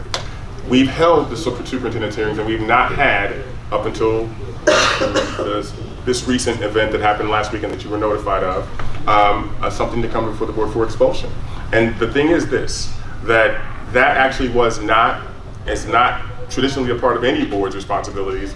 It has just been morphed into that, into that here. But that is, and I think Mr. Hicks has said it several times, the one employee that you all have is us, and we're to deal with student discipline until it gets to the point where the board has to invoke the governance policy of expulsion, not discipline. Discipline is not a part of what the boards typically do. They do expulsions, and that's what every board that I've been a part of has done. Now, mind you, I will just say this. I put that in the first memo that we sent to everybody, that this is what the process was and was going to be this year. And I did not hear any dissent from anyone except you regarding that. But that's the way that I've continued to have them this year. If the board would like that to be otherwise. For the board, then it makes an impact. And anytime a child is knocked unconscious, that's a reason for the police to be called. We've had 2 incidents where a child has been knocked unconscious. So the police should have been involved. In both cases they were. So, Mr. Joyce, can I recognize Mr. Joyce? We haven't heard from him, and then Mr. Hicks. Yeah, I just want to share this. The word that resonates in my mind is consequence. Can't hear you. The word that resonates in my mind is consequence. Okay, so as a parent that has a child at A&T, that's what a parent does. They go 2 ways. It could be school and parent. As a parent, I told my child this.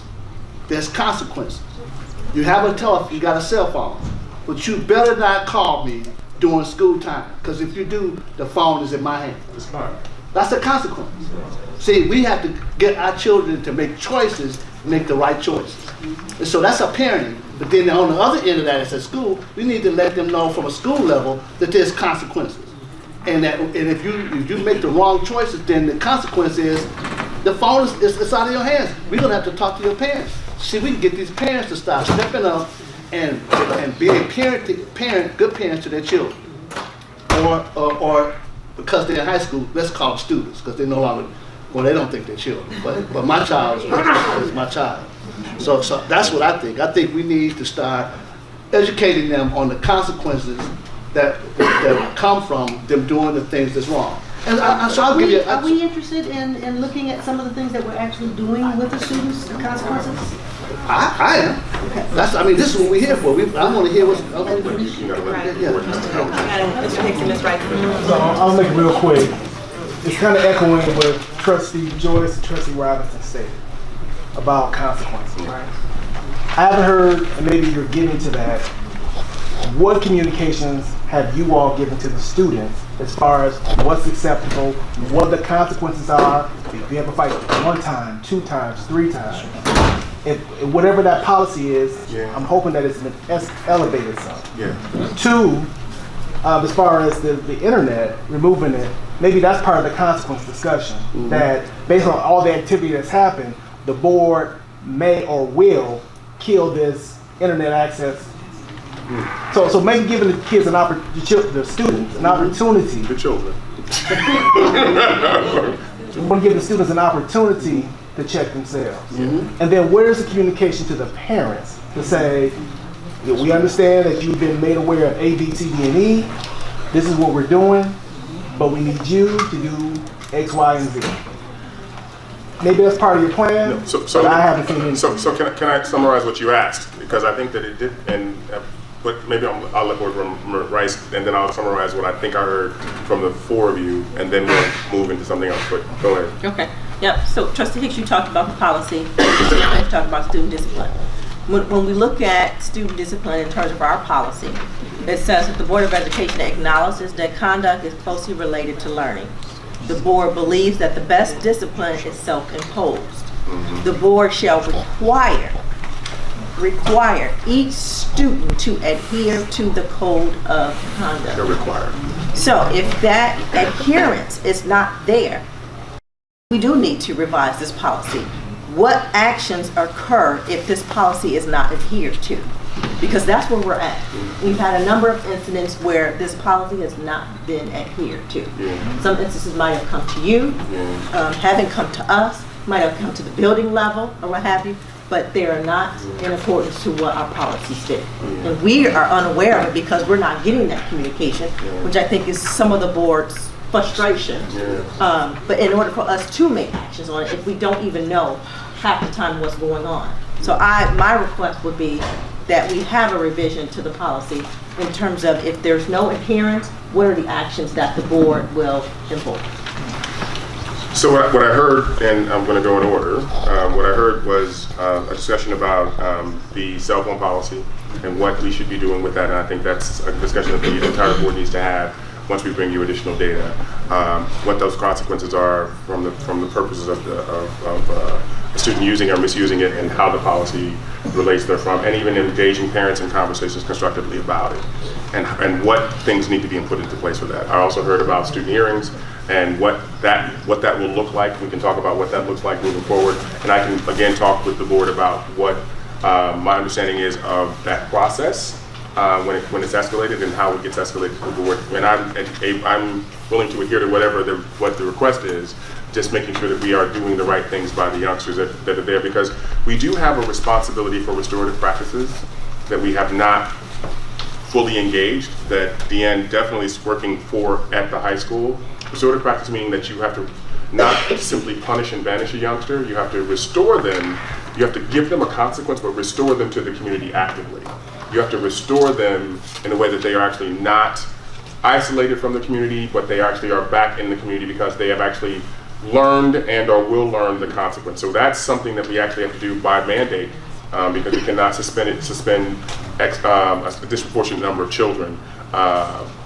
And even though we're disproportionately a district of children of color, they still rate us if we suspend X number of children without that restorative space. And so I heard all of those things. I also heard, and I'm going to turn it over to Dee, with respect to the conversation that she's had with students about consequences for their behavior and how that is working itself out. So I'm going to turn that over to you.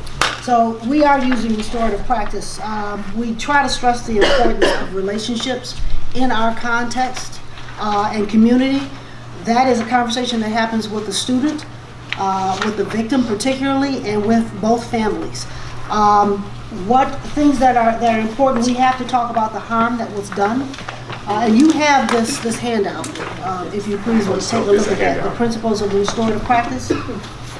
And the students have to learn to take responsibility. We're finding that in this day of the digital mind with our students, how they communicate with one another is different. And when we sit down, I would estimate that about 95% of our kids, when I talk to them about respecting their family member that they are in conflict with, students don't know what it means to save face. They understand the word empathy, but they don't really understand how to apply it. So when we talk to a student about, could you have done something that allowed both of you to walk away respectfully, feeling respected, students don't get that concept. And I'm talking about all the way through seniors. And a lot of that has to do with how they communicate in their social media.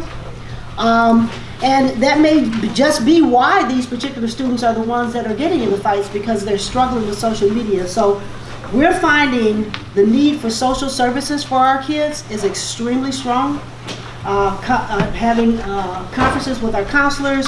We're doing conflict resolution classes with the students now. We've got a girl talk session going on with students that are involved in these confrontations. We're making sure that they're having their sessions. We have reinstituted the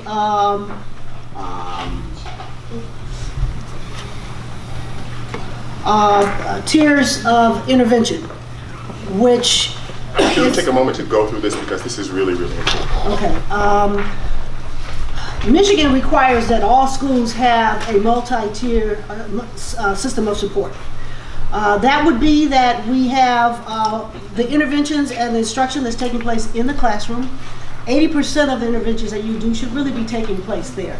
That is directly tied to instruction and how we interact with the kids, which is why we're introducing to the staff the John Safier book that's talking about high expectations.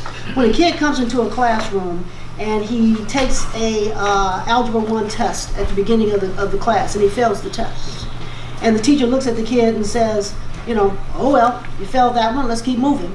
But the kid has holes in his understanding before he can really move on to the next level. We send a message, a strong message to those kids. If we send a message, we believe in you, we know you can learn this, we're going to reteach this, we're going to give you opportunities to retake this test till you get it, and we're going to keep teaching it and move you forward, as opposed to looking at the kids saying, oh well, you either have it or you don't. Growth mindset versus a fixed mindset.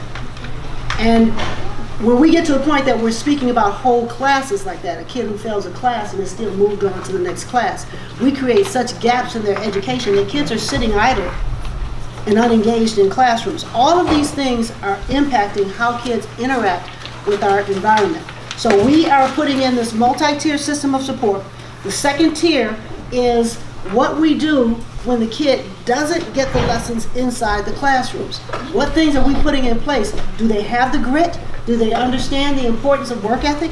You know, these are social competencies and success competencies that a lot of our kids are struggling with. We're now teaching them, and we just put that back in place because I don't want to get into why we didn't run it first semester, but we had some concerns tied to last year that I don't want to talk about. We'll, you know, take the time to, you know, as you talked about, to talk about. But we're putting those things back in place. That top tier is for extremely high need students, like students on our IEPs. So if we've got that second tier in place and we're teaching these skills, we're teaching kids about social media and how it can impact you 10 years from now. Things you put out there today can impact you 10 years from now, and how that impacts our environment together while we're together in the school. Those things are extremely important. So we've got our seminar classes in place. Relationships are very strong. When a student is assigned to a seminar teacher at Southfield A&T, he will stay with that teacher for 4 years. That teacher is going to serve as a mentor, so he can help them to pursue their grades, to make sure that their attendance is improving. Just make sure that we get to know them well and that we are supporting them in all ways. Post-secondary planning is something kids are afraid of. I was very surprised when I stood in assembly and I talked to seniors around the end of October, and I asked, how many of you know what I'm talking about when I talk about these systems that are preparing our students for post-secondary? And I was estimate 40% of the kids raised their hands, right? So we're trying to systemize what we do so kids have hope, they know we believe in them, and they have reason to commit to the environment, which all impacts our culture. All this stuff is tied together. And if I may, I want you to, and this is about putting the whole ward on the floor. Yeah. How many babies are in first hour every day at the high school? How many babies are actually making it to school on time at the high school? So we began school at 7:20, and I would welcome many of you to park your car outside of SAT at about 7:30 in the morning. You would think that we were still preparing to start school. You know, so that's huge because I'm in competition with West Bloomfield as far as I'm concerned. I need 55 minutes in class time just like all these other school districts have 55 minutes of classroom learning. And so... And that was the same if it was started at 8 o'clock or 8:10 as well. So I will just tell you that when I would be the personal greeter at the students for the students last year, when the school first opened for the first half of the year, and I stood at the door beginning at 7:45, I was still greeting students at 8:20 at the back door, parents dropping students off, and classes started 20 minutes ago.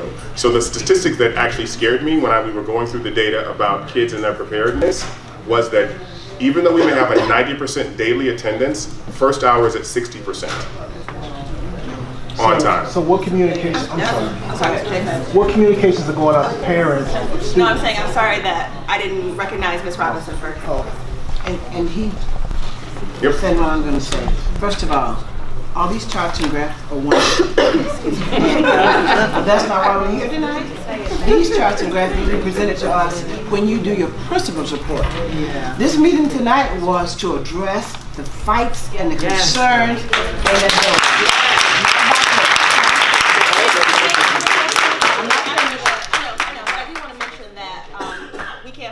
accountable for that because her instructions were to bring that report from Tuesday of next week. So definitely want to scale it down. Before we talk to Ms. Lacey. Yeah. So I'm just making sure we know that. Mr. George told us we were going to meet. We all agreed to meet about the fights in the school. And I said, like I said, this is part of her principal report. She presents to the board next week. Okay. Right now we got to decide how we going to eliminate all the fights at Southfield A&T. I need some bullet points. On a sheet of paper, 10 bullet points tell me what we're going to do. And then we can talk about that. And then advise the parents what this board is going to do to help eliminate those fights. And number one, you mentioned kids coming in late. Okay, they don't attend first hour. You put them in the library for first hour. And you collect those, document it, and send those to the parents. Your kids miss first hour. Okay? You can't graduate if you can't pass all these classes. First hour's gone. We can't let them in first hour. Okay? We got to penalize them for that. That's just plain and simple. Send them in the library in first hour because they have to have so many credit hours to graduate.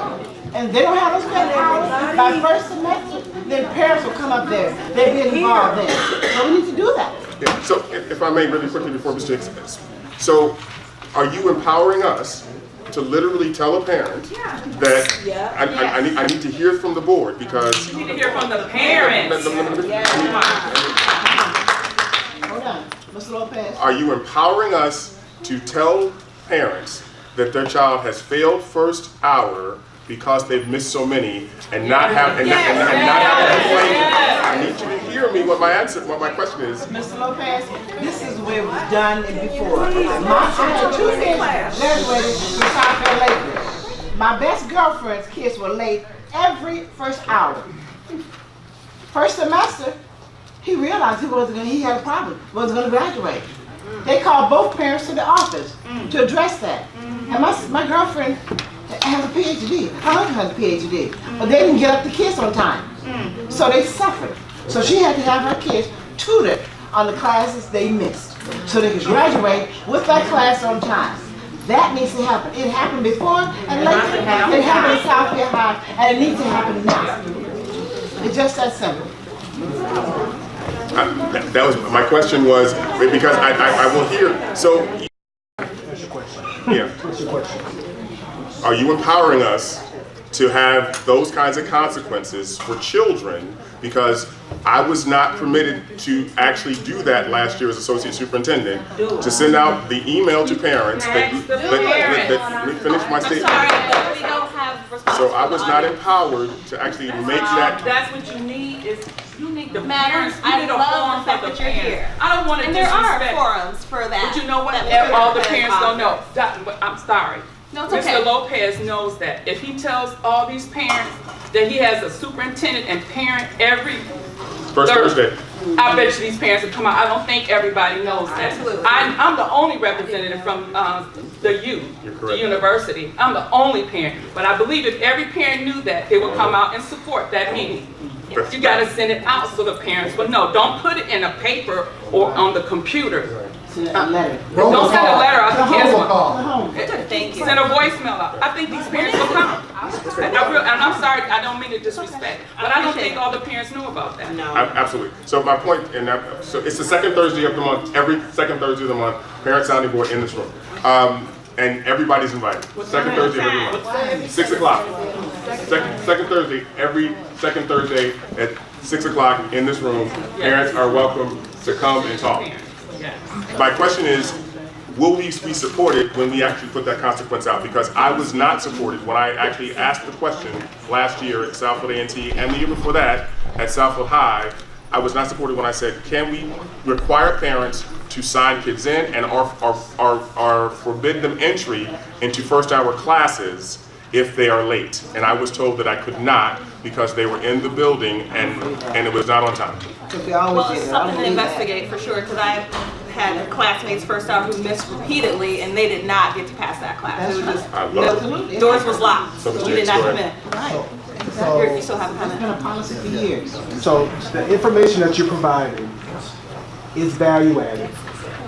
That's part of a strategic multi-year plan to change that culture. Right. So I appreciate to see a long-term vision, but I'm more interested in a tactical, short-term. Yeah. So, we don't want to make a police state, Yeah. but we do need more police presence. Right. So We need more security. We need more things that people that can realize there's consequences. We're not playing. So we also are adding 2 security officers. We have a security team. So I'm glad that you're adding more. I really want more police presence. 1,600 students, you can't be everywhere all the time. But if you know that one circle, one's on this hallway, one's in this building, that may deter some stuff. You heard from the chief himself what's happening over at Sam, right? It's the same thing. So it's not putting a police state on our kids. It's making them aware that there's consequences and that this is not going to be tolerated. If we continue doing what we've been doing, you already know the rest of that answer. Yep, we get the same craziness. So I appreciate the long term, and I'm not dismissing it, but that's not addressing the immediate need. One other thing that I want to ask is, I gotta recognize my board member who was next. Thank you. I did exactly what you said, so I don't need to say anything about that. But we talked about the attendance. I think that is a problem that we need to address. I don't know why, but we're not looking at our policy. Our policy on attendance says that it shall be required by all of the students, policy 5223. The superintendent shall require that the parent provide a reason why the students are absent or tardy. Single absence, prolonged absence, repeated unexplained absences, and tardiness. And that the board reserves a right to investigate this. So if we have those type of reports, this board needs to receive that information so that we can investigate it and make actions. We have policies in place. They're just not being implemented. So I will tell you this, and you are actually speaking the language that I want to hear.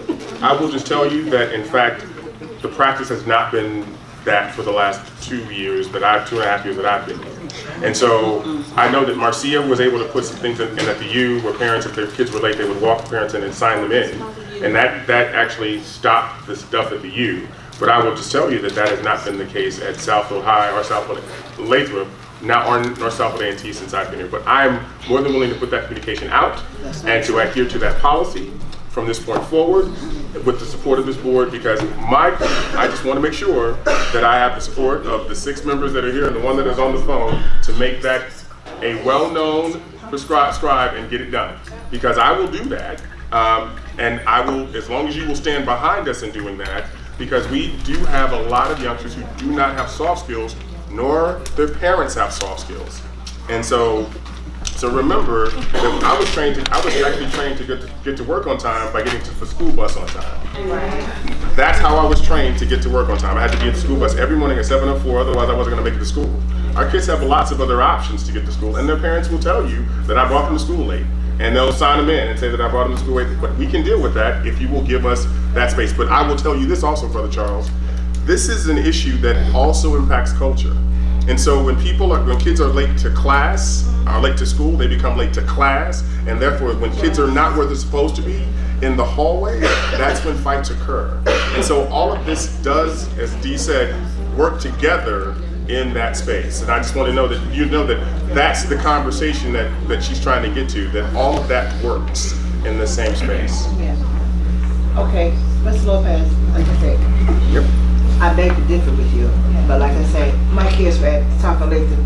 I had 2 to graduate, and I know for a fact that Marcia was principal. Yep. It didn't happen. Splizak was principal. It did not happen. You went to that front door, and if you were half an hour late, you did not go to class. You did not go to class. I know that for a fact. I was PTA president there for 4 years, so I know what went on. Okay, we discussed these issues in PTA meetings. Okay. Also, I was going to say that Oh, security guard. We got a new security team. You mentioned you have 8 security officers. Where are they during the day? They need to be canvassing the hall. I was there for 2 days. I walked up and down the hall. I did not see an AP. I did not see a security. Where were they? I went over there because parents were complaining about the lousy food. I sat in the cafeteria for an hour, talked to all the students there. I did not see a security guard. I did not see an AP. What are they doing during the day? This was last What year. are they doing? This since September last year. Yes, I was there twice. Nobody was there. Oh yes, I did. Nobody even asked who I was. I walked on every freaking floor. Okay, I did that. Okay, so Nobody was there. No security. So why are we paying security if they're not doing their job? Why are we paying 3 AP if you can't find them? Walk the hall, get out your desk. You can't have that much paperwork to do. Do the paperwork. I'm sorry. We got to educate these kids and we got to make sure they're safe. That's the bottom line. Right. And all of that was through the superintendent, just for the record. Madam Love Smith. You mentioned that a lot of the incidents are happening because students are not like typically if they're coming to school late, they're going to class late. A lot of incidents are happening. What practices are then happening in the classroom with the teacher in terms of marking and notating that you are habitual tardy, that you have habitual tardiness and reporting in class on time? How are they reaching out to the parents? What type of documentation is happening to show that obviously they're not practicing good scholastic skills, academic skills, in that regard? So, we are definitely taking attendance. We're pulling the attendance. APs are pulling attendance reports once a week. We're calling parents. We're pulling the students in, having conversations, giving consequences. We probably have 70 students in detention twice a week. 7 Tuesdays and Thursdays. Tuesdays and Thursdays. so what constitutes to Tardy is detention. So after you receive... how many you guys? Yeah, beginning of, I think we start with warnings in the classroom. The first 3 or 4 or 5, I don't remember the exact numbers. The teachers are giving warnings and calling home to parents. Once we pass those 4 tardies or whatever it is, then we begin with the detentions. After students receives about 2 or 3 detentions, then we begin with suspensions and hearings with parents. And so, if I may, just really quickly, we, in order to address the needs, because we did see a reduction, there has been no within the day fights for 2 weeks. So what we decided to do was to actually have Securitas add 2 additional security officers that would be flexed from 10 a.m. until 6 p.m. so that we would then catch the things that were happening after school.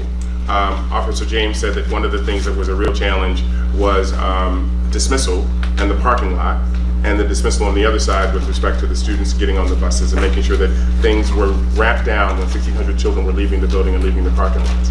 And so those 2 additional security guards will be able to help during that time as well. And so that the last 2 fights that have occurred, that were actually reported to me, occurred unfortunately before the open house. And we do not have a security guard, however, when kids get back from late basketball games. That is the province of the coaches, because there's only one team there. There may be 15 kids times 3 if it's a basketball team. We don't have a security guard that stays until 10 p.m. at night. And so we're actually having a conversation with Nika McEvans, who is our athletic director, about talking with the coaches about monitoring and policing that behavior. And so that's the immediate space of seeing where the recent incidents have occurred. So to that point, again, when I was in Miami-Dade this week, I'm a nerd like that. So I'm driving and I'm noticing as school was exiting, there was a lot more police out there. So if you have a lot of issues at that time, instead of having a full-time liaison officer here, why not partner with the police to have officers just there, just to monitor? So Officer James is doing that as well. He's and again, it's about availability as well with respect to the police chief. But I will talk with Chief Hawkins about that and talk with Officer James about making sure that happens. It does help when kids, particularly kids who are driving, because they want to keep their driver's license, they want to keep the L, and so they will calm itself down if there's a police presence in that regard. And Officer James does also help with the exit at the U at 3 o'clock.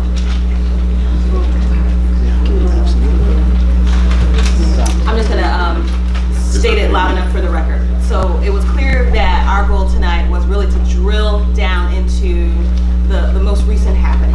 Yep. So I will apologize to you, Ms. Lacey, just about the fact that you provided, what you thought was going to be your robust report, and I'm anticipating that we will make sure to get that rescheduled appropriately to Tuesday if that's still feasible. I do see that there is. If I have one more thing. Yeah, I know. So there are 2 things that are happening so that the community understands, and we really want parents involved in this. 2 things are happening. First thing is that I'm actually meeting with the student leadership on next Wednesday for the half day. I'm meeting with 40 to 50 leaders of all the athletic clubs, all of the student organizations, all the activities, all of the NHS. We're meeting and we're going to have this conversation with the student leaders first. What's going on? Why is it happening? What can we do to address it? And that will be in the cafeteria across from Deanne Lacey's office from 8:30 until 11 o'clock on that half day. On March the 16th, I'm asking parents, community members, people who are interested to join us at the high school for a conversation. We need at least 80 parents. We've already had 40 parents sign up, at least 80 people to join us in a 3-part conversation. You'll have the seminar teacher, you'll have a parent, and you'll have a student that speaks to 25 students about the issues that we're talking about today. Because we actually have to have a real conversation in the building about those issues in a small setting. Because when kids are sitting in an auditorium with 600 other kids, they're not going to listen.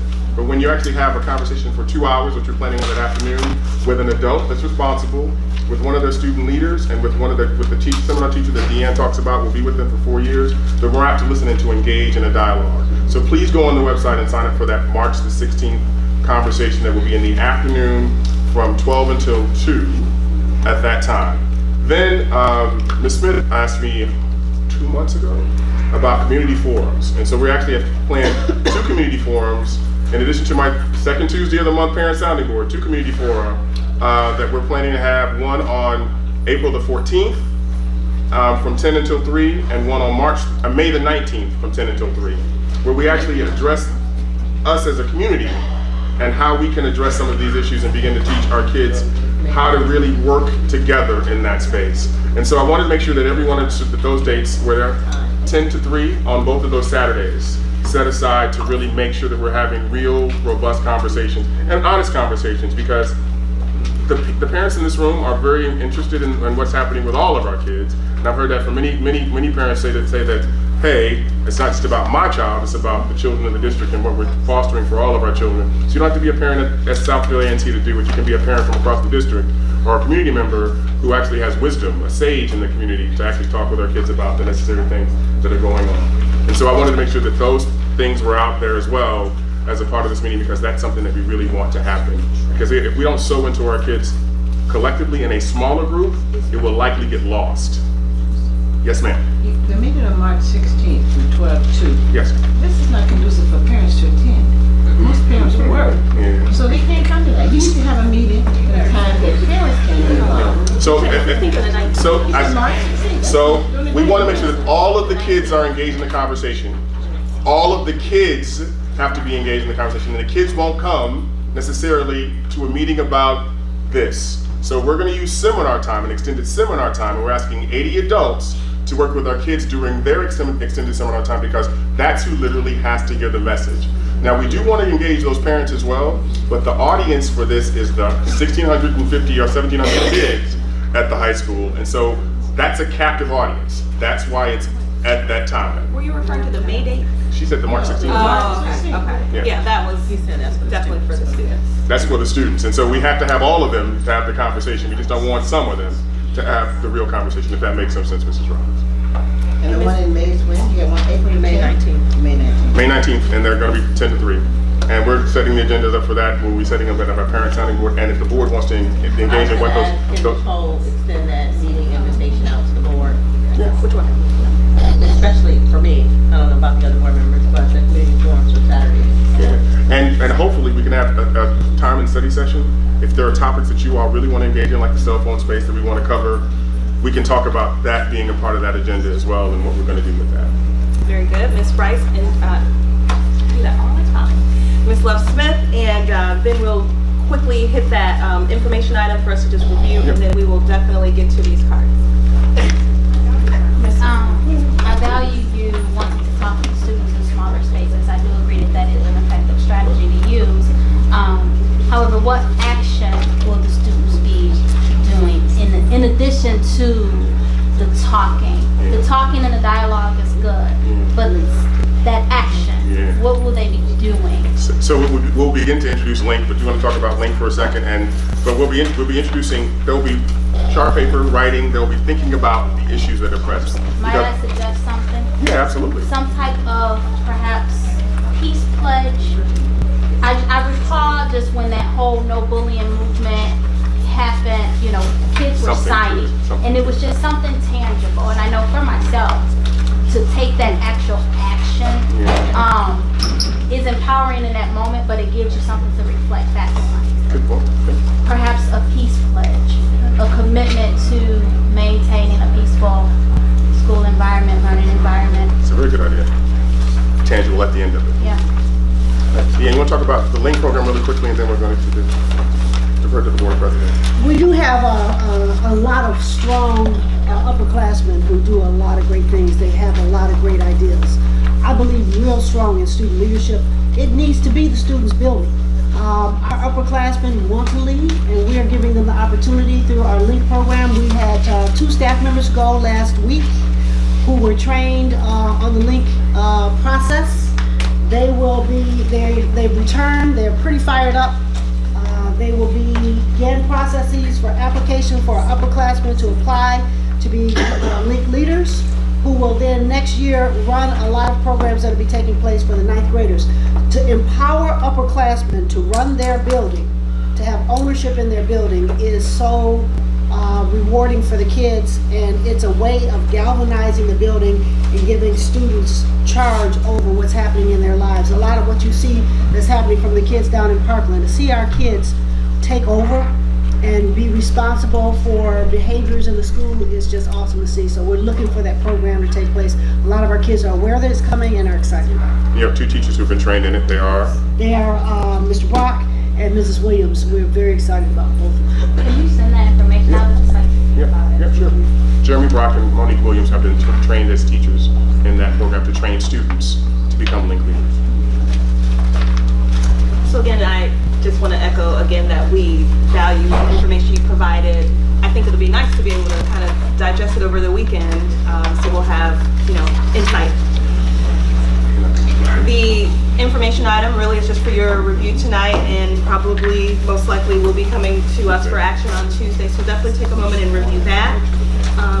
And we will, because of the urgency and the gravity of why we're here today, as you can see, it's way more than 5. So we're going to, you know, take a moment and certainly listen to those of the community have thoughts, and we'll just have to really adhere to our time frame. So I'll call, first it looks like Mrs. Pamela Gerald. If you would come to the podium, and following her, Ms. Bobby K. Hintrell.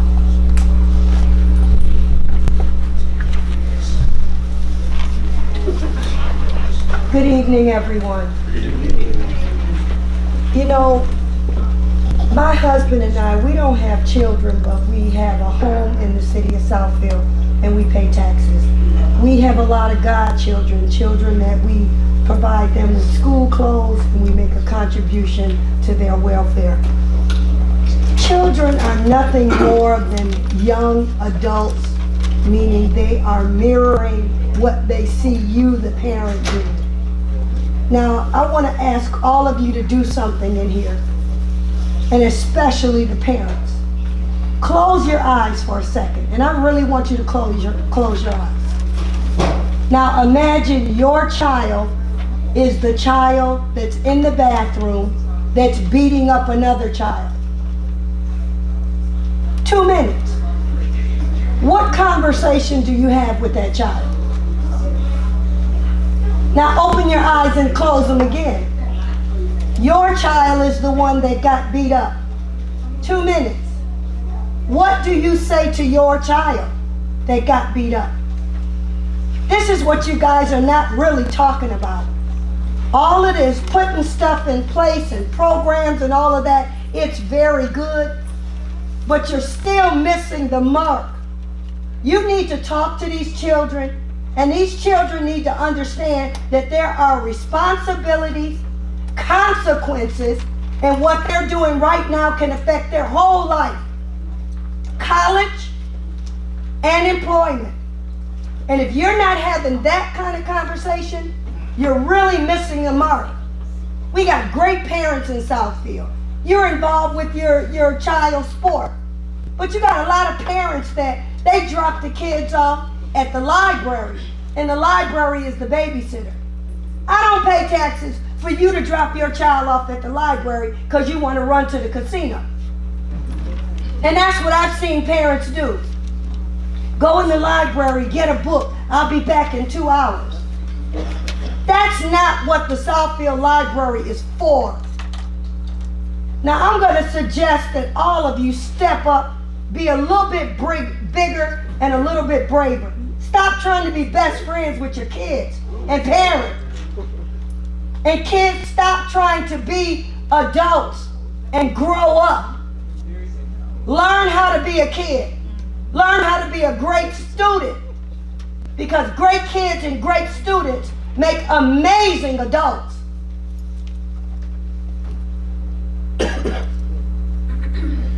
Now close your eyes again. For the last 10 seconds, tell me what a great student looks like to you. And put your child's name and face on that. And then next time, come in here and pay better attention to the boards. There's too much chatter going on. That's why you don't hear things. You gotta pay attention. Everybody's gotta be respectful.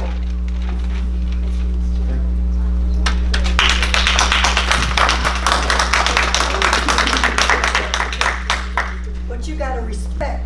After my son been beat at a school, Dr. Bobby, how you think I feel? It ain't a good feeling. I'm one of them parents whose child has been assaulted at a school out here. So I know what it feels like. I know. That's why I can relate to what's going on at A&T, because my daughter came out of there last year, June. So don't dare tell me, I done reached out to all these people sitting at that table. Don't dare tell me how I feel and what I should pay attention to. You don't know what each one of us dealing with different stuff, so don't go there with me. I'm Bobby Hentrell, Southfield, Michigan. And I kept saying to my husband, who came to the meeting for the first time tonight, we're going to go because I don't think they're going to get to me. Maybe I was hoping you wouldn't get to me. But it's going to take a little bit longer than 3 minutes to say what I have to say. And I'm sure I have lots of parents. I'm going to try it. I have lots of parents here who work with me. Parents, if you work with me a minute, just raise your hand. You know I don't fool with fights. Thank you. No fights. No poor behavior. If you fight one time, you need to find another place to go. My school is not the school. I was about academics. And I worked in Southfield schools for 36 years. My son went through Southfield schools. Michael, my son, is a federal lawyer in Washington, D.C.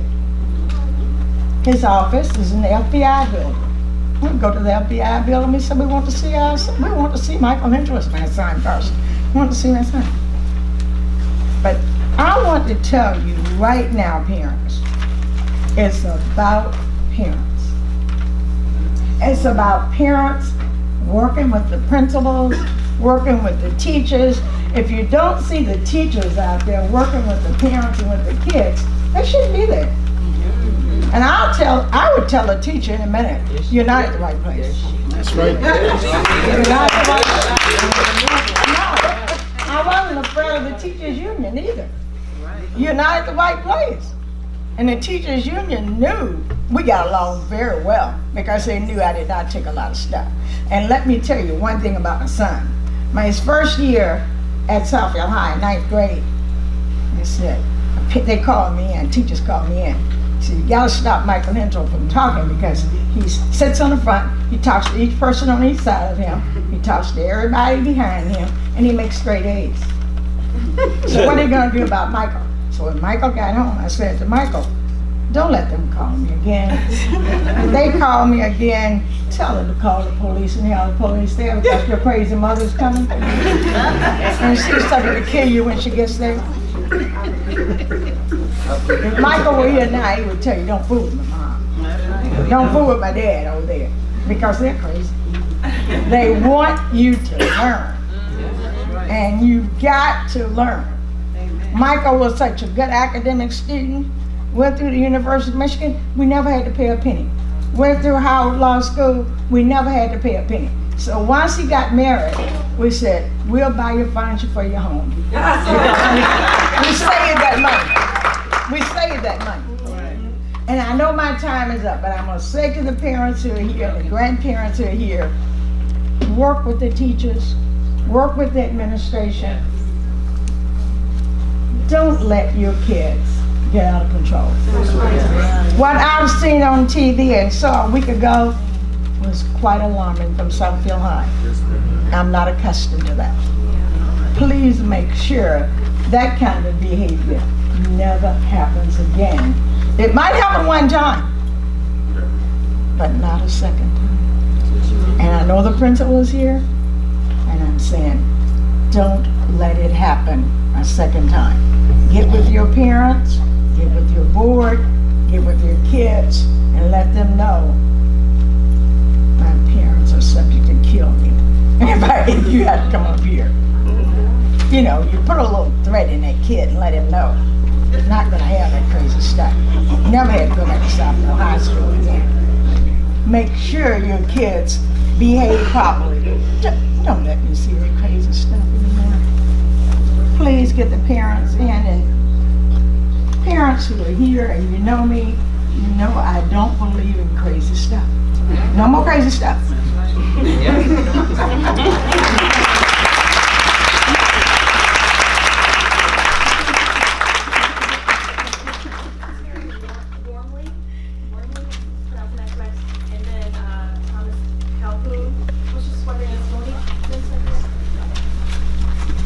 Hello everybody, how you doing?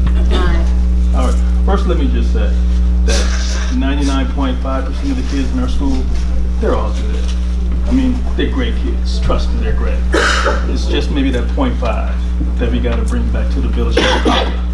That's all. And those 0.5, they're not lost. We just need to talk to them a little bit more and work with them. That's all we have to do.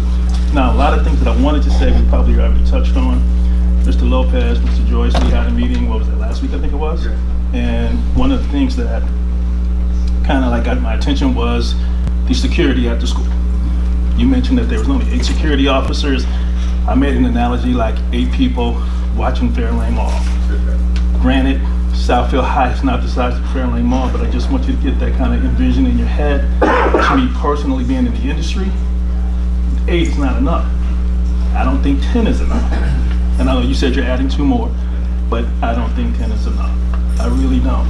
You got 8, you got to go darn near double that. And do they have to be there 24/7? Maybe not, but during strategic times, in and out, yes, they need to be there.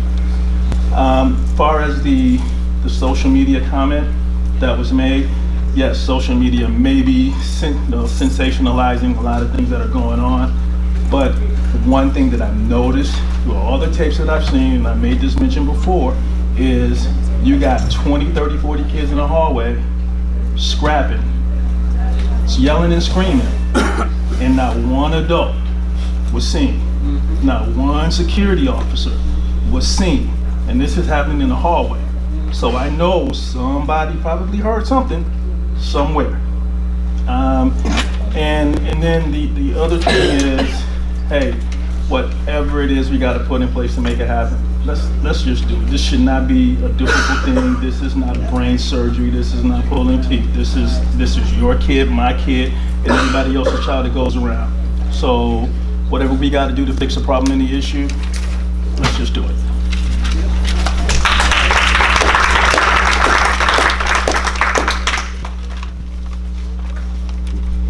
Good evening, school board, parents in attendance, central administration.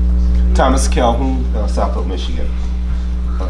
As most of you have already talked about, there was the expose on Channel 7 News regarding the incidents of physical assault and other inappropriate physical contact by students upon other students at Southfield A&T.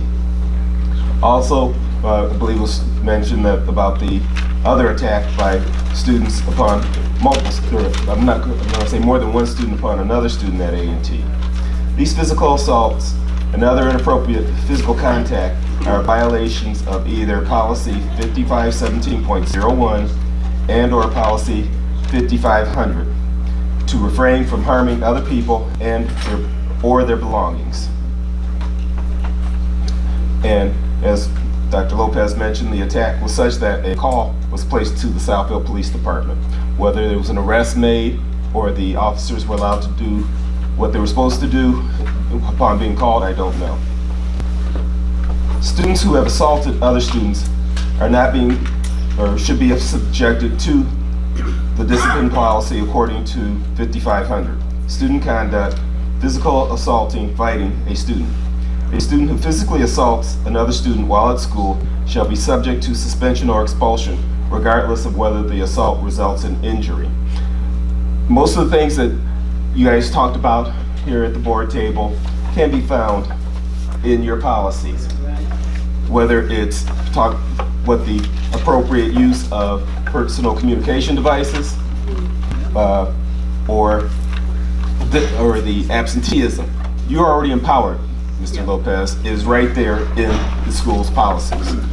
This district believes that repeat absences from school endanger individual progress, and therefore school personnel shall notify students and their parents/guardians when attendance problems develop and shall alert them to possible consequences of continuation. Counseling and other interventions shall be offered as appropriate. And I'm going to jump down to the next paragraph. Continuing and excessive absenteeism, except for reasons of medical impairment or other similar excusable condition, shall be considered truancy and/or educational neglect. Such instances shall be referred to Oakland County Schools Truancy Program, to Oakland County Assistant Prosecutor School Liaison, to Juvenile Division of Probate Court, and the Department of Social Services as appropriate. So, this is my challenge to, I know Ms. Rice is, from what she's been saying tonight, is familiar with the policies. I challenge all the school board members. You need to get familiar with these policies. I look at them, I read them, I brought copies with me. So, I mean, there should not be another discussion on what's allowed.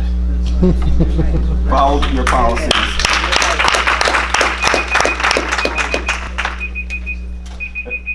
If I may have just one more second. Also, the policy doesn't say anything about a mutual agreed upon fray. It says fight. Whether they do it together, they agree to fight each other, or not. It says you shall be disciplined. You're subject to discipline, suspension, or expulsion. Thank you.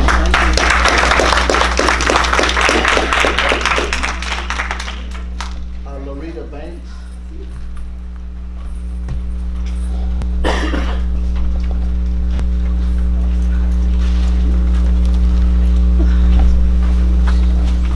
Good evening, everyone. I'm Loretta Banks, 27855 Abington Street, Southfield, Michigan. And sometimes when I come to these meetings, I feel like it's just a big filibuster. I feel like you guys are just waiting us out, hitting us with all this information that doesn't actually hit what it is we are trying to talk about. So I'm just going to say a couple of points. When you talk about the kids and their tardiness, it does not just affect the kids that are tardy, it affects the learning of the students that are already in the classroom. So if anyone should have to suffer from a student's lateness, I think it is the person who is being late, not the people who are already in the class. kids learn from what we do more than what we say. So if you say that there's a dress code, enforce it. If you say that when you're late, you're gonna be suspended, enforce it. Because all it does is teach them how to treat you. It teaches them that your word doesn't mean anything. They can't count on you to enforce the smallest of things, so why are they gonna trust you with the biggest of things? Let's see. I was there on the night that there was freshman orientation. And what I will say is, I was in the commons area setting up for the band concession stand. Always fundraising. And we heard the sound level escalate. The pitch and the tones were different. Like at first it was just kids talking, and then you heard it, and it just kept going up and up and up. And so I started walking down the hall. Did I go to where the fight was? No, because if I'm down there and I try to put my hands on somebody else's child, even if I keep them out of harm, I do not want another angry parent coming up trying to jump in, because you don't know who's doing what, right?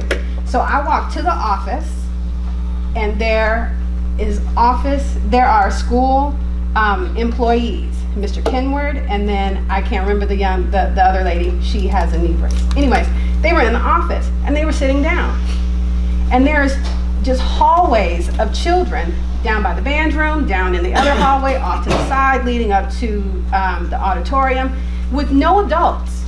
There's no adult supervision. The people who are cleaning the hallways are not your kids' adult supervision. So if you're gonna have these events for, to promote the school, then there needs to be some adult supervision. There was not enough people. There were not enough adults that could control or help these kids to de-escalate the situation that they found themselves in. It was just ridiculous. It was heartbreaking to have to go down the hall, to go in the office, which is far enough away with the doors all closed. They can't hear what's going on. Does somebody have a walkie-talkie? Can we communicate? And then to have to lean in and say, excuse me, to call the other people up so that they could come out and walk the halls. I just feel like if you have people come into your building, that you should have some adult supervision for all those kids. That's right. Absolutely.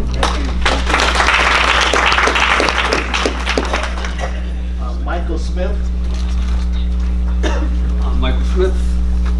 I live at 29546 Bright Rain Court. Just listening to everybody, what they're saying this evening.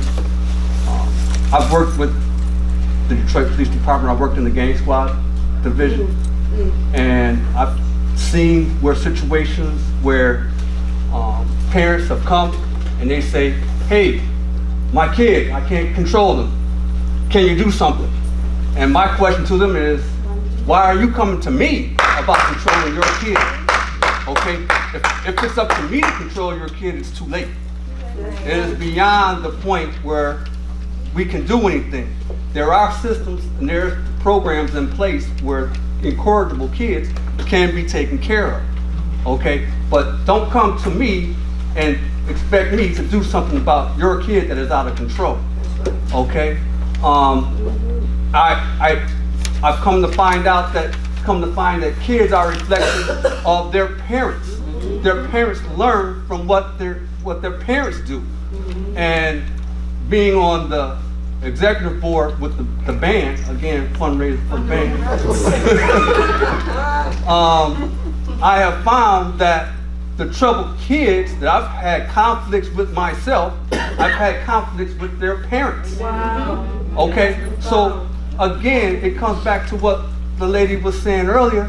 We have to make sure that we are the ones who are responsible for what's happening with our kids. Okay, take care of your kids and let me help you take care of your kids. But I shouldn't be the primary person trying to get your kid under control. Okay, I know you have some things that you want to say. I'm going to yield the rest of my time to her, well, that's if very that's nice. okay. I have a card. I know, but you'll take my time off. Okay. Is that okay? Thank you. Thank you.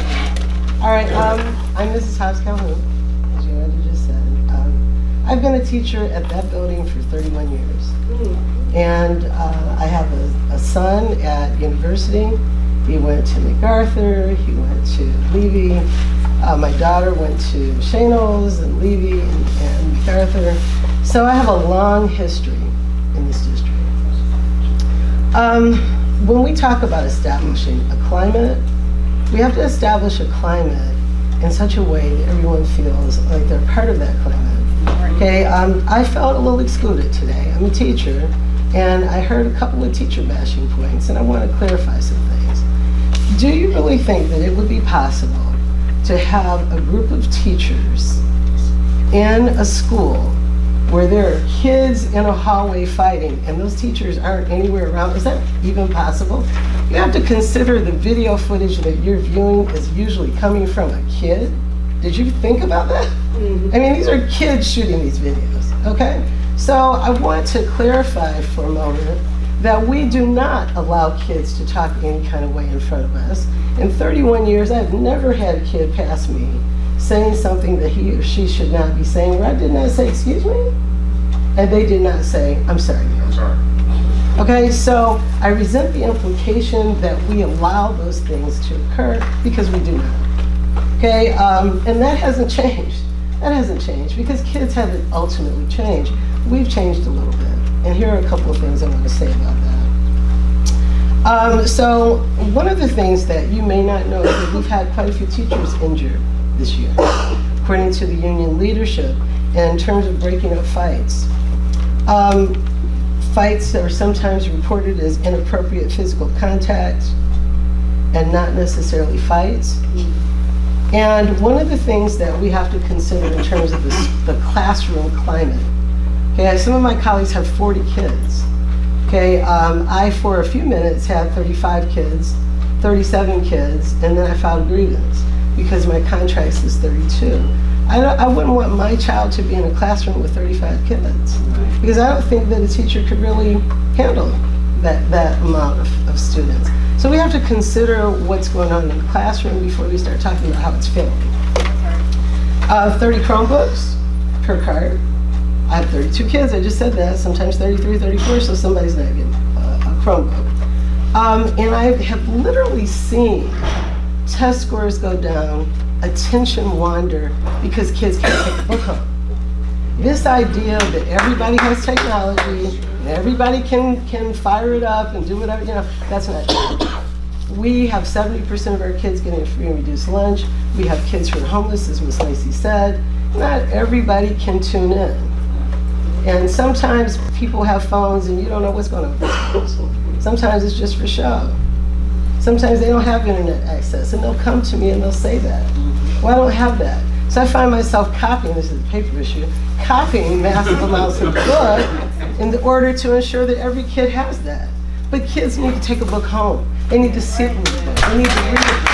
And I'm talking about this whole textbook issue that I have a class set of books for the last 3 years that kids can't take home, with the understanding that somehow or another they'll access that. I have 3 solutions. May I? Sure. Okay, my 3 solutions. Once upon a time, we had groups. We had grief and loss support groups. We had drug and alcohol abuse support groups. We had Tamarack, where kids who were deemed some of the negative leaders and some of the positive went to Camp Tamarack and learned how to get together. I don't think too much about spending too much time talking. We need some solutions. So I think I would like to see the groups continue. I know that that's an expense, but we don't know that we can get corporate sponsors to perhaps give some money toward that end. 2, I think that we are assuming that the security team knows what they need to do. We have changed security companies 3 times in the last 5 years. So I think this current group seems to be establishing a good relationship with the kids, but they may need more training. They may need more training. I think that we need to have a team of parents, teachers, and board members, because you need to be in the school. I'm sorry, but you need to be in school. And board members who could help establish those protocols for the security team. We are assuming that they know how to handle some things that they may not know how to handle. And that's not saying anything against them. It is saying, however, that they need more training. And 3, I think that we have had various types of parenting universities, because I have to admit that we're assuming that everybody knows how to handle things. And when a parent says, I don't know what to do, I mean, one of my colleagues was looking at the history of a freshman who had been suspended since 2012. Okay, so that means that there have been some things going on before they got to Southfield A&T. So what are we doing there? And how can we help a parent to understand how to handle that kind of situation? We don't need to talk. We need to have some kind of actual protocols and some groups that help people heal, help people grow, help people learn how to handle these situations, because as sure as I'm standing here, if we don't have that, we're going to have some additional problems.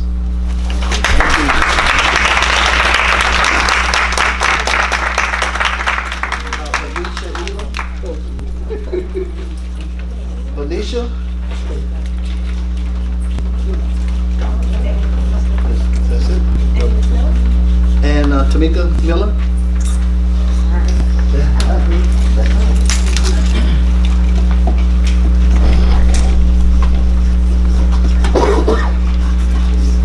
Good evening. I'll be very brief. Tamika Miller, 16220. I have an 11th grader at A&T.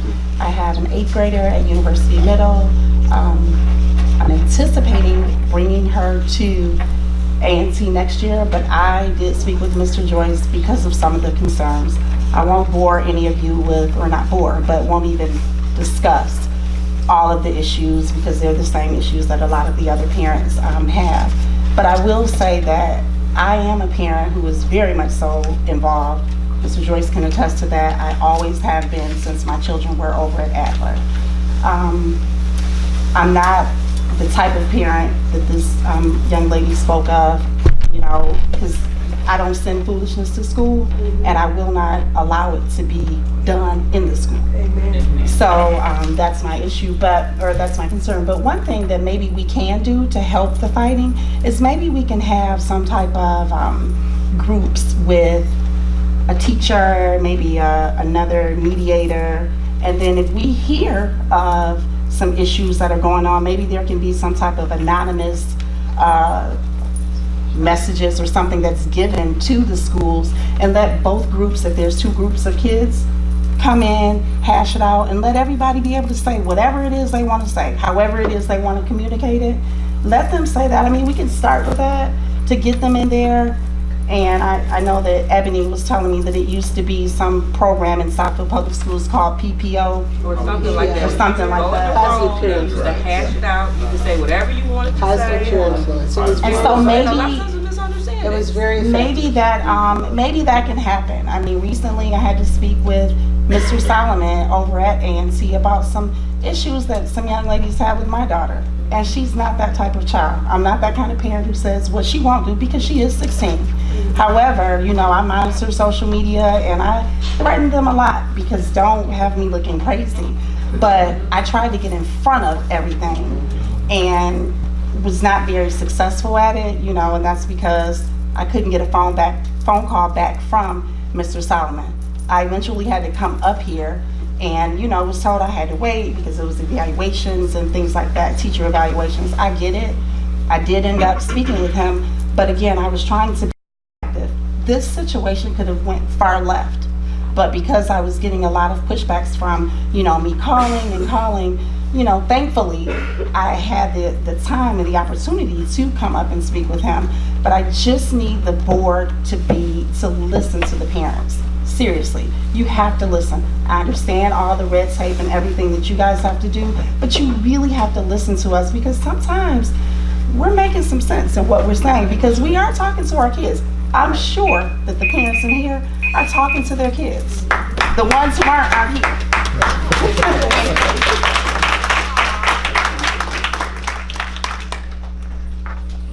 Just making sure Mrs. Elam is not here in the building before we carry on.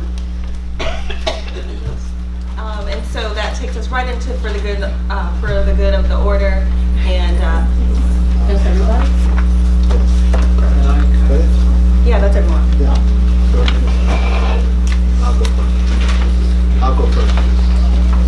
Mrs. Miller is the real reason why I got out of my car and went to the school. Seriously, she touched my heart. was sharing with me, because I've been knowing for a long time. Her children, I've been knowing every one of them since they were like that. So I had to straighten up my hair, put my hat on, wipe my shoes off, and go in there when I had no intention of going in there. Because I started feeling like something's not right. You know, I see 2 police cars outside. I said, I need to go in and I need to check out, which I do mostly at a lot of schools. I'm one of those board members, because I'm retired, I have an opportunity to go in school. One thing I will say this, and I'll throw this in, not one administrator is gonna have me feeling like I can't come to that school, because I'm going in there. That's what I was elected to do. But I was elected to go into the school. I'm not a rebel rouser. I don't go and start nothing. I don't tell any administrator how to do their job, but I'm coming. So I want them all to know, and I want Mr. Lopez to let them know. I'm coming to your school, and I'm coming to check it out. I'm coming to greet the kids and the parents. I'm coming because I have the time to do it, and I don't want to hear nobody telling me I can't walk into this school. Because if you tell me that, then you're trying to hide something, because that's what I think. That's the truth. I think you're trying to hide something. You don't want me to come in there. It's just like my kids will tell me, well, Dad, I had 6 of them, 6 ones at Southfield High School. Any one of those that said, Dad, I don't want you to come to school. Do you have to come right now? You know what that's telling me? Go to the school. I'm going to do just the opposite of what you're telling me to do. I'm going to do it. So I feel that. I heard that from some of the administrators. I'm coming to your school, and I'm not coming to start nothing, but I'm going to be there. Because I have that opportunity to do it, and that's why I'm gonna take the opportunity to go right in those schools and check it out. So if you have something to hide, well, you might as well hide it, because I'm coming. Thank you, Mr. Joy. Who's next? Want to go around? Yeah, this one's right. So, kind of piggybacks off of what you were saying, Trustee Joy, and I know Board President, you've requested before, is the boardwalks. I know we've requested that before. I went to a session at the NASB conference. A number of the boards there have scheduled monthly boardwalks at different schools. I'd like for us to do that if the board doesn't have any objections. I'd like to get some clarity. Objections to that, so we could get that scheduled. So a clarification point, because boardwalks during the school day, which is, because I just want to make sure that because we have money. So, okay, good. During the day. Okay. So that was one thing I did want to mention, so thank you for bringing that back to my attention, Trustee Joy. Resoundingly from the community, unbeknownst to what I would have expected this evening, parent involvement and parent education. We typically had the parent university that's kind of been up and down, up and down, up and down. I'd like to request that this board has a specific study session on how we can get the parents involved, not just at Southfield High School A&T, but throughout the district-wide. And also take a look at our parent involvement policy, because it's very weak. Just coming from being a part of area council and PTA underneath Dr. Trail for many years as well. I'd like to have us a dedicated session on that, because I don't want to hear what the community is saying and us not having any actions towards that. Secondly, I heard a concern about the after-school activities and the presence of the security/police liaison. We need to do something about that. Whether it, whatever it might be, what our budget is, because some of the incidents that came to us were during those after-school activities. So we need to ensure that we have some sort of presence there, whether it's security or the police liaison. So one of the things that we can do is Appendix B with teachers to actually help with that. So that's not hard. Okay. That's not hard. But we've got them teachers to do it. That's not hard.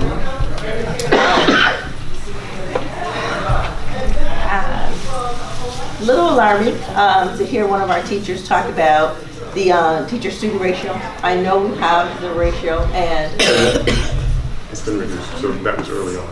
Okay. So that's not an issue for us currently. Absolutely. Okay. And we'll continue to monitor. We continue to monitor. Okay. I'll move on then. Yep. Secondly, I don't want us to walk away tonight. We talked about the attendance policy and the adherence to it. I'd like to request, Mr. Lopez, if we're moving forward with the additional special meeting on the 27th, can we bring forth within your report what we're expecting to do when it comes to attendance policy adherence tonight. I agree with one of the parents over there. It's already outlined for us, but literally what we're expecting to do so we can have something documented in terms of what we're moving forward with. Additionally, the student discipline policy. We've talked all night about it. We've read through what the policy states that the board is responsible for. And I know we're looking at policies revision. That is one that we definitely need to dedicate some time to. I don't know if it's a study session, but in there it tells exactly what the board is stating. And we are having some issues around that. And so we need to ensure that what it says is what's being adhered to, and when it's not, that's the piece that's missing. What are we doing? What actions occur? So I'd say another study session doesn't have to be the same one with the parent involvement, but open to additional suggestions from the board, but we need to do something about that.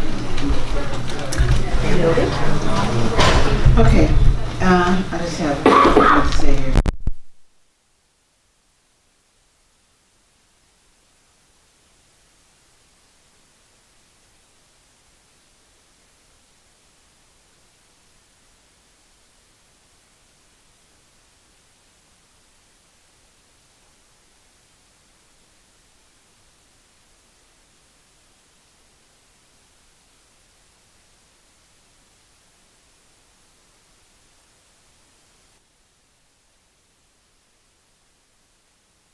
Follow them to the T. It's just that simple. Everything is written black and white. It's been there for years. So we just need to adhere, follow all of them. And you got APs over there who sit in the office not doing anything, chit-chatting, lollygagging. We're not paying them to do that. We're paying them to do a job. Get your butt up, walk around, find out what's going on. Do your paperwork after school, like the other principal used to do when my kids was in school. Find out what's going on. That's your job. We're not paying you to sit in your butt. And we're paying you a handsome figure. And you need to earn your pay. And I'm done.